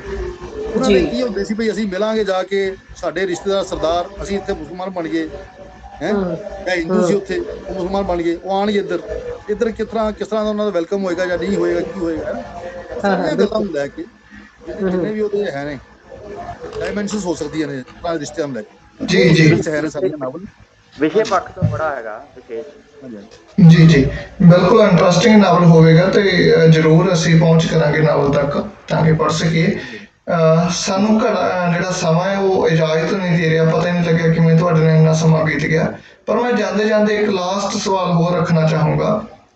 ਜਿਵੇਂ ਤੁਸੀਂ ਖੁਦ ਹੀ ਜ਼ਿਕਰ ਕੀਤਾ ਵੀ ਤੁਹਾਡੀ ਜਿਹੜੀ ਕਹਾਣੀ ਉਹ ਖੁਜਲੀ ਲਿਖੀ, ਜਾਂ ਉਸੇ ਤਰ੍ਹਾਂ ਦੀਆਂ ਇੱਕ ਦੋ ਕਹਾਣੀਆਂ ਹੋਰ ਲਿਖੀਆਂ ਜਿਨ੍ਹਾਂ ਨੂੰ ਬਹੁਤੇ ਜਿਹੜੇ ਪ੍ਰਕਾਸ਼ਕ ਸੀ ਉਹ ਛਾਪਣ ਦੇ ਲਈ ਤਿਆਰ ਨਹੀਂ ਸੀਗੇ, ਹੈ ਨਾ। ਕੀ ਤੁਹਾਡੇ ਮਨ ਦੇ ਵਿੱਚ ਕਦੇ ਆਇਆ ਵੀ ਮੈਂ ਕਿਉਂ ਯਾਰ ਇਹੋ ਜਿਹਾ ਲਿਖਣਾ ਛੱਡੋ, ਪਰ ਉਹ ਲਿਖ ਲਈਏ ਜਿਹਦੇ ਨਾਲ ਮੈਂ ਛਪ ਸਕਾਂ, ਜਿਹਦੇ ਨਾਲ ਕੋਈ ਮੇਰੀ ਵਾਹ ਵਾਹ ਹੋ ਸਕੇ। ਤੁਸੀਂ ਜ਼ਿਆਦਾਤਰ ਲੱਗਦਾ ਵੀ ਬੋਲਡ ਵਿਸ਼ਿਆਂ ਤੇ ਜ਼ਿਆਦਾ ਲਿਖਿਆ, ਹੈ ਨਾ, ਤਾਂ ਉਹ ਬੋਲਡ ਵੱਲ ਆਉਣਾ ਕਿਵੇਂ ਲੱਗਿਆ ਤੁਹਾਨੂੰ, ਜਾਂ ਕਿਵੇਂ ਆਉਣਾ ਬਣਿਆ, ਜਾਂ ਤੁਹਾਡੇ ਘਰ ਦੇ ਵਿੱਚ ਇਸ ਵਿਸ਼ੇ ਨੂੰ ਲੈ ਕੇ ਕਿੱਦਾਂ ਦੀ ਪ੍ਰਤੀਕਿਰਿਆ ਹੁੰਦੀ ਹੈ ਵੀ ਤੁਸੀਂ ਕਿਉਂ ਪਾਪਾ ਜਾਂ ਪਤਨੀ ਜਾਂ ਮਾਂ ਹਨਾ, ਉਹ ਕਿੱਦਾਂ ਦੀ ਪ੍ਰਤੀਕਿਰਿਆ ਰਹੀ, ਜਾਂ ਕਿੱਦਾਂ ਦੀਆਂ ਚੀਜ਼ਾਂ ਨੂੰ ਤੁਹਾਨੂੰ ਫੇਸ ਕਰਨਾ ਪਿਆ? ਕਦੇ ਮਨ ਦੇ ਵਿੱਚ ਆਇਆ ਵੀ ਛੱਡੋ ਪਰ ਇਹ ਆਪਾਂ ਨਹੀਂ ਲਿਖਦੇ, ਆਪਾਂ ਉਹ ਲਿਖ ਲਈਏ ਜਿਹਨੂੰ ਸਮਾਜ ਪ੍ਰਵਾਨ ਕਰ ਰਿਹਾ? ਹਾਂਜੀ ਹਾਂਜੀ, ਹਾਂ ਦੇਖੋ ਇਸ ਤਰ੍ਹਾਂ ਨਹੀਂ ਹੈ ਕਿ ਮੈਂ ਸਪੈਸ਼ਲੀ ਇਹਨਾਂ ਤੇ ਕੋਈ ਜ਼ਿਆਦਾ ਲਿਖਿਆ। ਮੈਂ ਪੜ੍ਹਿਆ ਬੜਾ ਸਾਹਿਤ, ਵਿਦੇਸ਼ੀ ਸਾਹਿਤ ਬਹੁਤ ਪੜ੍ਹਿਆ। ਚੇਖਵ ਦੀ ਹੀ ਕਹਾਣੀ ਮੈਂ ਪੜ੍ਹੀ ਸੀ ਜਿਹਦੇ 'ਚ ਬਾਪ ਆਪਣੇ ਬੇਟੇ ਨੂੰ ਜਵਾਨ ਕਰਨ ਲਈ ਵੇਸ਼ਿਆ ਕੋਲ ਲੈ ਕੇ ਜਾਂਦਾ। ਚੇਖਵ ਦੀ ਕਹਾਣੀ ਹੈ, ਉਹਦੇ ਨਾਟਕ ਵੀ ਉਹਦਾ ਬਣਿਆ ਬਾਹਰ। ਮੈंने ਇਸ ਤਰ੍ਹਾਂ ਦਾ ਬੜਾ ਕੁਝ ਪੜ੍ਹਿਆ ਬਾਹਰ। ਮੈਂ ਬਾਹਰਲੇ ਜਿਹੜੇ ਰਾਈਟਰ ਨੇ, ਕਹਾਣੀਕਾਰ ਨੇ, ਨਾਵਲਿਸਟ ਨੇ, ਉਹਨਾਂ ਦਾ ਵਿਦੇਸ਼ੀ ਸਾਹਿਤ ਵਿੱਚ ਅਨੁਵਾਦ ਰੂਪ ਵਿੱਚ ਬਹੁਤ ਪੜ੍ਹਿਆ, ਹਿੰਦੀ ਵਿੱਚ, ਪੰਜਾਬੀ ਵਿੱਚ, ਅੰਗਰੇਜ਼ੀ ਵਿੱਚ ਵੀ। ਲੇਕਿਨ ਮੈਨੂੰ ਲੱਗਦਾ ਸੀ ਕਿ ਇਹ ਜਿਹੜੇ ਸਬਜੈਕਟ ਨੇ, ਇਹ ਮੈਂ ਜੰਮੂ 'ਚ ਅਗਰ ਰਹਿੰਦਾ, ਅਗਰ ਮੈਨੂੰ ਤਜਰਬਾ ਨਾ ਹੁੰਦਾ ਉੱਥੇ ਜਾ ਕੇ ਰਹਿਣ ਦਾ, ਕਲਕੱਤੇ 8 ਸਾਲ ਰਿਹਾ ਮੈਂ, ਅਗਰ ਇਹ ਤਜਰਬਾ ਨਾ ਹੁੰਦਾ ਤਾਂ ਮੈਂ ਸ਼ਾਇਦ ਇਹਨਾਂ ਨੂੰ ਟੱਚ ਵੀ ਨਾ ਕਰਦਾ। ਮੈਂ ਉਸ ਤਰ੍ਹਾਂ ਦੇ ਲਿਖਦਾ ਜਿਸ ਤਰ੍ਹਾਂ ਦੇ ਇੱਥੇ ਸਾਡੇ ਲਿਖੇ ਜਾਂਦੇ, ਕਿਉਂਕਿ ਇੱਥੇ ਸਾਡੇ ਕੋਲ ਮਾਹੌਲ ਹੀ ਨਹੀਂ ਜਿਹੜਾ ਮਾਹੌਲ ਮੈਂ ਉੱਥੇ ਦੇਖਿਆ ਜਾ ਕੇ, ਕਲਕੱਤੇ ਜਾ ਕੇ। ਤੇ ਉਹ ਉਸੇ ਮਾਹੌਲ ਨੇ ਬਲਦੇਵ ਸਿੰਘ ਤੋਂ ਜਿਹੜਾ ਉਹ ਲਿਖਵਾ ਲਿਆ ਨਾਵਲ, ਹੈ ਨਾ। ਤੇ ਇਹ ਜਿਹੜਾ ਮਾਹੌਲ ਆ, ਉੱਥੇ ਜਿਹੜਾ ਰਹਿੰਦਾ ਬੰਦਾ ਜਾ ਕੇ, ਉਹ ਕਿਤੇ ਨਾ ਕਿਤੇ ਉਹ ਦੇਖਦਾ ਤਾਂ ਉਹਨੂੰ ਲੱਗਦਾ ਕਿ ਮੈਨੂੰ ਲਿਖਣਾ ਚਾਹੀਦਾ। ਉਹ ਬੜਾ ਜ਼ਿਆਦਾ ਲਿਖਿਆ ਮੈਂ, 150-200 ਕਹਾਣੀ ਮੇਰੀ ਆ, ਉਹਦੇ ਚੋਂ 25-30 ਕਹਾਣੀਆਂ ਇਹੋ ਜਿਹੀਆਂ ਹੋਣਗੀਆਂ। ਬਾਕੀ ਸਾਰੀਆਂ ਤਾਂ ਉਹੀ ਕਹਾਣੀਆਂ ਨੇ ਜਿਹੜੀਆਂ ਪਿੰਡ ਦੀਆਂ ਕਹਾਣੀਆਂ ਨੇ, ਹੋਰ ਸ਼ਹਿਰ ਦੀਆਂ ਕਹਾਣੀਆਂ ਨੇ, ਹੋਰ ਜਿਹੜੇ ਤੁਹਾਡੇ ਮਸਲੇ ਨੇ, ਹੈ ਨਾ। ਪੰਜਾਬ ਦਾ ਮਸਲਾ ਸੀ, ਉਹਦੇ ਤੇ ਕਹਾਣੀਆਂ ਨੇ ਮੇਰੀਆਂ 3-4। ਕਸ਼ਮੀਰ ਦਾ ਮਸਲੇ ਦੇ 3-4 ਕਹਾਣੀਆਂ ਦਿੱਤੇ ਨੇ। ਸੁਨਾਮੀ ਦੇ ਕਹਾਣੀ ਹੈ ਨਾ, ਜਿਹੜਾ ਬੱਚੇ ਬਾਹਰ ਜਾਂਦੇ ਨੇ ਉਹਨਾਂ ਦੇ ਕਹਾਣੀਆਂ ਨੇ। ਮਸਲੇ ਸਾਰੇ ਜ਼ਿੰਦਗੀ 'ਚੋਂ ਹੀ ਲਏ ਹੋਏ। ਸਿਰਫ ਕੁਝ ਕਹਾਣੀਆਂ ਜ਼ਿਆਦਾ ਮਸ਼ਹੂਰ ਹੋ ਗਈਆਂ ਮੇਰੀਆਂ, ਜਿਹੜੀਆਂ ਇਸ ਤਰ੍ਹਾਂ ਦੇ ਸਬਜੈਕਟ ਵਾਲੀਆਂ ਸੀ, ਉਹ ਜ਼ਿਆਦਾ ਚਰਚਾ 'ਚ ਆ ਗਈਆਂ, ਹਿੰਦੀ ਵਿੱਚ ਵੀ ਛਪ ਗਈਆਂ। ਮਰੈਣਾ ਜੀ, ਮਤਲਬ ਤੁਸੀਂ ਇਹ ਪਹਿਲੇ ਸਮੇਂ 'ਚ ਲਿਖਿਆ ਬੋਲਡ ਕਹਾਣੀਆਂ? ਹਾਂ, ਉਸ ਸਮੇਂ ਲਿਖਦੇ ਨਹੀਂ ਸੀ ਕੋਈ ਬੋਲ। ਪੰਜਾਬੀ ਵਿੱਚ ਚਰਚਾ ਚੱਲੀ ਨਾ, ਤੁਸੀਂ ਉਦੋਂ ਪਹਿਲਾਂ ਹੀ ਲਿਖਤੀਆਂ ਸੀ? ਬਿਲਕੁਲ ਬਿਲਕੁਲ, ਉਹ ਹੈ। ਤਾਂ ਹੀ ਤਾਂ ਮੈਨੂੰ ਡਾਕਟਰ ਰਣਵੀਰ ਸਿੰਘ ਨੇ ਜਦੋਂ ਮੇਰੀ ਭੂਮਿਕਾ ਲਿਖੀ ਕਿਤਾਬ ਦੀ, ਤੀਸਰੀ ਕਿਤਾਬ ਦੀ, ਤਾਂ ਉਹ ਕਹਿੰਦੇ ਬਲਜੀਤ ਦੀਆਂ ਕਹਾਣੀਆਂ ਇੱਕ ਹੱਦ ਤੱਕ ਚੱਕਰਿਤ ਕਰਦੀਆਂ ਨੇ। ਚੱਕਰਿਤ ਇਸ ਲਈ ਕਰਦੀਆਂ ਨੇ ਕਿਉਂਕਿ ਉਹ ਇਸ ਤਰ੍ਹਾਂ ਦਾ ਸੱਚ ਇੱਥੇ ਇਹਨਾਂ ਕਹਾਣੀਆਂ 'ਚ ਆਇਆ ਨਹੀਂ ਸੀ, ਪਹਿਲਾਂ ਨਹੀਂ ਆਇਆ ਸੀ। ਦਿੱਲੀ 'ਚ ਆਇਆ ਸੀ, ਲੇਕਿਨ ਇੱਧਰ ਪੰਜਾਬ ਵਾਲੇ ਪਾਸੇ ਅਜੇ ਨਹੀਂ ਸੀ ਆਇਆ। ਮੇਰਾ ਹੈ ਜੀ, ਤੁਹਾਡੀ ਕਹਾਣੀ ਪੰਜਾਬੀ 'ਚ ਇਸ ਤਰ੍ਹਾਂ ਦੀ ਪਹਿਲਾਂ ਆਈ ਹੈ? ਹਾਂ ਬਿਲਕੁਲ ਜੀ ਜੀ। ਤਾਂ ਕਹਿੰਦਾ ਜੇ ਅਸੀਂ ਸਿੱਧਾ ਜਿਹਾ ਹਿਸਾਬ ਲਈਏ ਤਾਂ ਮੋਟੀਆਂ ਜਿਹੀਆਂ ਹਿਸਾਬ 'ਚ ਗੱਲਾਂ 'ਚ ਵੀ ਤੁਸੀਂ ਸਮੇਂ ਤੋਂ ਪਹਿਲਾਂ ਜਿਹੜੀ ਅਗਲੇ ਸਮੇਂ ਦੀ ਕਹਾਣੀ ਲਿਖਦੇ ਰਹੇ ਹੋ, ਜਿਹੜੀ ਤੁਹਾਡੀ ਇੱਕ ਖਾਸੀਅਤ ਬਣਦੀ ਹੈ, ਵਿਸ਼ੇਸ਼ਤਾ ਬਣਦੀ ਹੈ। ਬਿਲਕੁਲ ਬਿਲਕੁਲ ਜੀ। ਸਾਡਾ ਬਿਲਕੁਲ ਲਾਸਟ ਸਵਾਲ ਆ ਬਲਵਿੰਦਰ ਚਾਹਲ ਜੀ ਦਾ, ਇੱਕ ਸਵਾਲ ਆ, ਮੈਂ ਚਾਹੂੰਗਾ ਉਹ ਆਪਣਾ ਸਵਾਲ ਰੱਖਣ ਤੇ ਉਸ ਤੋਂ ਤੁਰੰਤ ਬਾਅਦ ਮੈਡਮ ਡਾਕਟਰ ਸੁਖਵੀਰ ਜੀ ਅਗਲੀ ਕਾਰਵਾਈ ਕਰਨਗੇ। ਮੈਂ ਇੱਥੇ ਆਪਣੀ ਗੱਲ ਨੂੰ ਵਿਰਾਮ ਦਿੰਦਾ। ਹਾਂਜੀ ਓਕੇ, ਥੈਂਕ ਯੂ ਸਰ। ਤੇ ਮੈਂ ਨਾ ਐਕਚੁਅਲੀ ਗੱਡੀ ਡਰਾਈਵ ਕਰ ਰਿਹਾ ਸੀ, ਹੋ ਸਕਦਾ ਮੇਰੀ ਆਵਾਜ਼ ਜਾਂ ਕੋਈ ਨੈਟਵਰਕ ਪ੍ਰੋਬਲਮ ਰਹੇ। ਮੇਰਾ ਸਵਾਲ ਸਰ ਇਹੀ ਹੈਗਾ ਕਿ ਤੁਸੀਂ ਕਲਕੱਤਾ ਰਹੇ ਹੋਗੇ, ਜੰਮੂ 'ਚ ਰਹੇ ਹੋਗੇ, ਤੁਹਾਡੇ ਵੱਖ-ਵੱਖ ਐਕਸਪੀਰੀਅੰਸ ਆ, ਤੁਹਾਡੀਆਂ ਕਹਾਣੀਆਂ 'ਚ ਵੀ ਝਲਕ ਰਿਹਾ। ਤੁਸੀਂ ਇੱਕ ਤੋਂ ਵੱਧ ਭਾਸ਼ਾਵਾਂ ਦੇ ਵਿੱਚ ਲਿਖਿਆ ਗਾ, ਠੀਕ ਹੈ, ਪੜ੍ਹਿਆ ਵੀ ਤੁਸੀਂ ਇੱਕ ਤੋਂ ਵੱਧ ਭਾਸ਼ਾਵਾਂ ਦੇ ਵਿੱਚ ਆ। ਮੇਰਾ ਇੱਕ ਸਵਾਲ ਇਹ ਹੈ ਕਿ ਤੁਸੀਂ ਪੰਜਾਬੀ ਕਹਾਣੀ ਨੂੰ ਬਾਕੀ ਭਾਸ਼ਾਵਾਂ, ਭਾਰਤੀ ਭਾਸ਼ਾਵਾਂ ਦੇ ਖਾਸ ਤੌਰ ਤੇ ਮੁਕਾਬਲੇ 'ਚ ਕਿੱਥੇ ਕੁ ਰੱਖਦੇ ਹੋਗੇ? ਬਹੁਤ ਵਧੀਆ ਸਵਾਲ ਕੀਤਾ ਜੀ, ਬਹੁਤ ਵਧੀਆ। ਪੰਜਾਬੀ ਕਹਾਣੀ ਜਿਹੜੀ ਹੈ, ਮੈਂ ਜਿੰਨੀ ਕੁ ਪੜ੍ਹੀ ਹੈ, ਮੈਂ ਕਾਫੀ ਕਹਾਣੀ ਪੜ੍ਹੀ ਹੈ, ਮੈਨੇ ਥੋੜੀ ਨਹੀਂ ਪੜ੍ਹੀ, ਬਹੁਤ ਪੜ੍ਹੀ, ਤਕਰੀਬਨ ਸਾਰੀ ਕਹਾਣੀ ਪੜ੍ਹੀ। ਪਰ ਮੈਨੂੰ ਲੱਗਦਾ ਹੈ ਕਿ ਪੰਜਾਬੀ ਕਹਾਣੀ ਕਿਸੇ ਵੀ ਭਾਸ਼ਾ ਤੋਂ ਕਿਸੇ ਵੀ ਲੈਵਲ ਤੇ ਪਿੱਛੇ ਨਹੀਂ, ਕਿਤੇ ਬਰਾਬਰ ਨਾਲ ਚੱਲ ਰਹੀ। ਕਿਉਂਕਿ ਅਸੀਂ ਇੱਕੋ ਟਾਈਮ ਤੇ ਪੰਜਾਬੀ ਵੀ ਜਿਹੜਾ ਰਾਈਟਰ ਆ, ਉਹ ਮਹਾਨਗਰੀ ਜੀਵਨ ਤੋਂ ਵੀ ਲਿਖ ਰਿਹਾ, ਉਹ ਪੋਸਟ ਮਾਡਰਨ ਜਿਹੜਾ ਸੁਸਾਇਟੀ ਉਹਦੇ ਬਾਰੇ ਵੀ ਲਿਖ ਰਿਹਾ, ਉਹ ਆਪਣੇ ਪਿੰਡਾਂ ਬਾਰੇ ਵੀ ਲਿਖ ਰਿਹਾ, ਹੈ ਨਾ। ਉਹ ਜਿਹੜੀ ਸਾਡੇ ਨਵੀਂ ਪੀੜ੍ਹੀ ਵਿੱਚ ਚੇਂਜਿਸ ਆ ਰਹੀਆਂ ਨੇ, ਉਸ ਨੂੰ ਵੀ ਰਿਪਰੈਜ਼ੈਂਟ ਕਰ ਰਿਹਾ। ਇਸ ਲਈ ਮੈਨੂੰ ਨਹੀਂ ਲੱਗਦਾ ਕਿ ਕੋਈ ਕਹਾਣੀ ਪੰਜਾਬੀ ਸਾਡੀ ਕਿਸੇ ਤੋਂ ਪਿੱਛੇ ਆ। ਸਾਡੇ ਪੰਜਾਬੀ ਵਿੱਚ ਮੈਨੂੰ ਤਾਂ ਲੱਗਦਾ ਕਿ ਕਈ ਜਗ੍ਹਾ ਅਸੀਂ ਅੱਗੇ ਹੈਗੇ ਆ। ਮੈਨੂੰ ਕਈ ਵਾਰੀ ਇਸ ਤਰ੍ਹਾਂ ਵੀ ਫੀਲ ਹੁੰਦਾ ਵੀ ਪੰਜਾਬੀ ਕਹਾਣੀ ਕਈ ਜਗ੍ਹਾ ਅੱਗੇ ਵੀ ਹੈਗੀ। ਬਹੁਤ ਸਾਰੇ ਜਿਹੜੇ ਵਿਸ਼ੇ ਨੇ, ਸਬਜੈਕਟਸ ਨੂੰ ਲੈ ਕੇ, ਉਹ ਜਿਹੜੀ ਵਿਸ਼ਵ ਕਹਾਣੀ ਦੇ ਬਰਾਬਰ ਚੱਲ ਰਹੀ ਹੈ, ਘੱਟ ਨਹੀਂ ਕਿਸੇ ਕੋਲ। ਕਿਉਂਕਿ ਮੈਂ ਕਹਾਣੀਆਂ ਸਾਰੀਆਂ ਪੜ੍ਹਦੇ ਸੀ, ਤੁਸੀਂ ਵੀ ਪੜ੍ਹਦੇ ਹੋ। ਸਾਡੇ ਕੋਲ ਜਿਹੜੀਆਂ ਕਹਾਣੀਆਂ ਨੇ, ਜਿੰਨੀਆਂ ਮੈਂ ਈਵਨ ਪਾਕਿਸਤਾਨੀ ਕਹਾਣੀ ਪੜ੍ਹ ਲਈ ਅਸੀਂ, ਸਾਡੇ ਕੋਲ ਖਾਲਿਸਤਾਨ ਜੀ ਇੰਨਾ ਵਧੀਆ ਕਹਾਣੀਕਾਰ ਸਾਡੇ ਜੰਮੂ ਕਸ਼ਮੀਰ 'ਚ ਹੈ ਨਾ। ਤੇ ਸੁਰਿੰਦਰ ਮੇਰੀ ਵਾਈਫ ਵੀ ਅੱਛੀ ਕਹਾਣੀਕਾਰ ਹੈ। ਤੁਹਾਡੇ ਪੰਜਾਬ 'ਚ ਇੰਨੇ ਕਹਾਣੀਕਾਰ, ਬਲਦੇਵ ਕਲਕੱਤੇ ਸੀ ਤਾਂ ਅਸੀਂ ਇਕੱਠੇ ਹੀ ਲਿਖਦੇ ਸੀ, ਇਕੱਠੇ ਛਪਦੇ ਸੀ, ਹੈ ਨਾ। ਤੇ ਕਹਾਣੀ ਜੀ ਜੀ ਦੇ ਬੜੇ ਰੰਗ ਨੇ। ਤੁਸੀਂ 14ਵੇਂ ਨੰਬਰ ਤੇ ਮੈਨੂੰ ਲਿਆਏ, 13 14 ਕਹਾਣੀਕਾਰ। ਤੁਸੀਂ ਵੀ ਇੱਕ ਕਲਸੀ ਬੈਠਾ ਇੰਨਾ ਵਧੀਆ ਕਹਾਣੀਕਾਰ ਸਾਡੇ ਵਿੱਚ। ਤੇ ਕਹਾਣੀ ਦੇ ਹਾਂਜੀ ਬੜੇ ਰੰਗ ਨੇ, ਔਰ ਕਹਾਣੀ ਸਾਡੀ ਕਿਸੇ ਕੋਲੋਂ ਪਿੱਛੇ ਨਹੀਂ ਹੈ, ਬਰਾਬਰ ਮੋਢਾ ਜੋੜ ਕੇ ਚੱਲ ਰਹੀ ਹੈ ਸੰਸਾਰ ਕਹਾਣੀ ਤੇ। ਬਹੁਤ ਜੀ ਸੋਹਣਾ ਜੀ ਜਵਾਬ ਸ਼ੁਕਰੀਆ। ਦਿੱਤਾ, ਬਹੁਤ ਸੋਹਣਾ ਜੀ ਜਵਾਬ। ਜੀ ਬਹੁਤ ਬਹੁਤ ਸ਼ੁਕਰੀਆ ਸਰ, ਬਹੁਤ ਵਧੀਆ ਲੱਗਾ ਤੁਹਾਡੀਆਂ ਗੱਲਾਂ ਬਾਤਾਂ, ਤੁਹਾਡੇ ਸਿਰਜਣ ਕਿਰਿਆ ਤੇ ਤੁਹਾਡੇ ਵਿਸ਼ਿਆਂ ਦੇ ਬਾਰੇ ਗੱਲਬਾਤ ਸੁਣ ਕੇ। ਮੈਂ ਚਾਹੂੰਗਾ ਅਗਲੀ ਕਾਰਵਾਈ ਡਾਕਟਰ ਸੁਖਵੀਰ ਕੌਰ ਸੁਖਨ ਜੀ ਕਰਨਗੇ। ਡਾਕਟਰ ਸੁਖਵੀਰ ਕੌਰ ਸੁਖਨ ਜੀ। ਪ੍ਰਗਟ ਜੀ, ਕਿਸੇ ਦਾ ਕੋਈ ਹੋਰ ਸਵਾਲ ਹੈ ਤਾਂ ਪੁੱਛ ਲਓ ਇੱਕ ਵਾਰ, ਲਾਸਟ ਵਾਰ, ਜੇ ਕਿਸੇ ਨੇ ਕਰਨਾ, ਜਾਂ ਕਹਾਣੀਕਾਰ ਜੀ ਨੇ ਕੋਈ ਨਵੀਂ ਕੋਈ ਹੋਰ ਗੱਲ ਇਹਨਾਂ ਦੇ ਦਿਮਾਗ 'ਚ ਦਿਲ 'ਚ ਆਈ ਹੋਵੇ ਤਾਂ। ਜੀ ਜੀ, ਜੇ ਕੋਈ ਗੱਲ ਰਹਿ ਗਈ ਹੈ ਤਾਂ ਤੁਸੀਂ ਕਹਿ ਸਕਦੇ ਹੋ, ਕਿਉਂਕਿ ਸਮਾਂ ਬਹੁਤ ਅੱਗੇ ਜਾ ਰਿਹਾ ਸੀ ਤਾਂ ਮੈਂ ਸਮਾਪਤੀ ਵੱਲ ਲੈ ਕੇ ਜਾ ਰਿਹਾ ਸੀ। ਜੇ ਕੋਈ ਗੱਲ ਕਹਿਣਾ ਚਾਹੁੰਦੇ ਤਾਂ ਕਹਿ ਸਕਦੇ ਹੋ। ਕੋਈ ਨਹੀਂ, ਇਸ ਤਰ੍ਹਾਂ ਹੈ ਕਿ ਮੈਂ ਪਿੱਛੇ ਕਿਸੇ ਸਾਲ ਕੋਵਿਡ ਦੇ ਵਿੱਚ 2 ਕਹਾਣੀਆਂ ਨਵੀਆਂ ਲਿਖੀਆਂ। ਹਾਂਜੀ ਆਓ ਮੈਡਮ ਆ ਗਏ। ਹਾਂਜੀ, ਮੈਂ ਬੋਲਣਾ, ਤੁਸੀਂ ਬੋਲੋ। ਜੀ ਨਹੀਂ ਬੋਲੋ ਬੋਲੋ ਸਰ, ਤੁਸੀਂ ਆਪਣੀ ਗੱਲ ਰੱਖੋ ਜੀ। ਮੈਂ ਕੋਵਿਡ ਦੇ ਦੌਰ ਵਿੱਚ 2 ਨਵੀਆਂ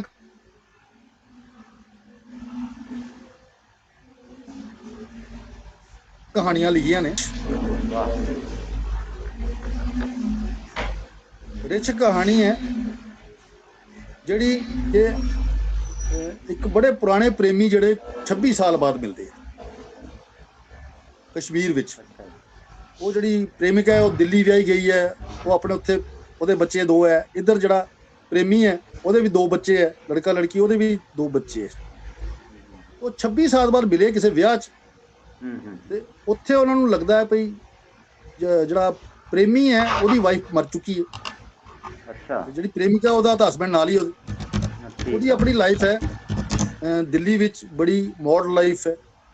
ਉਹਦਾ ਹਸਬੈਂਡ ਜਿਹੜਾ ਉਹ ਯੂਨੀਵਰਸਿਟੀ 'ਚ ਪ੍ਰੋਫੈਸਰ ਹੈ, ਔਰ ਉਹ ਆਪਣੀ ਜਿਹੜੀ ਕਿਸੇ ਸਟੂਡੈਂਟ ਨਾਲ ਲਿਵ ਇਨ ਵੀ ਹੈ। ਬੜੀ ਉਹਦੀ ਹੋਰ ਤਰ੍ਹਾਂ ਦੀ ਲਾਈਫ ਹੈ, ਔਰ ਲੇਕਿਨ ਉਹਦੇ ਬੱਚੇ ਉਹਦੇ ਨਾਲ ਬੜੇ ਮਾਣ ਨਾਲ ਕਰਦੇ ਨੇ, ਈਰਸ਼ ਕਰਦੇ ਨੇ। ਬੇਟੀ ਮਾਂ ਨੂੰ ਸਮਝਦੀ ਹੈ ਬੜਾ।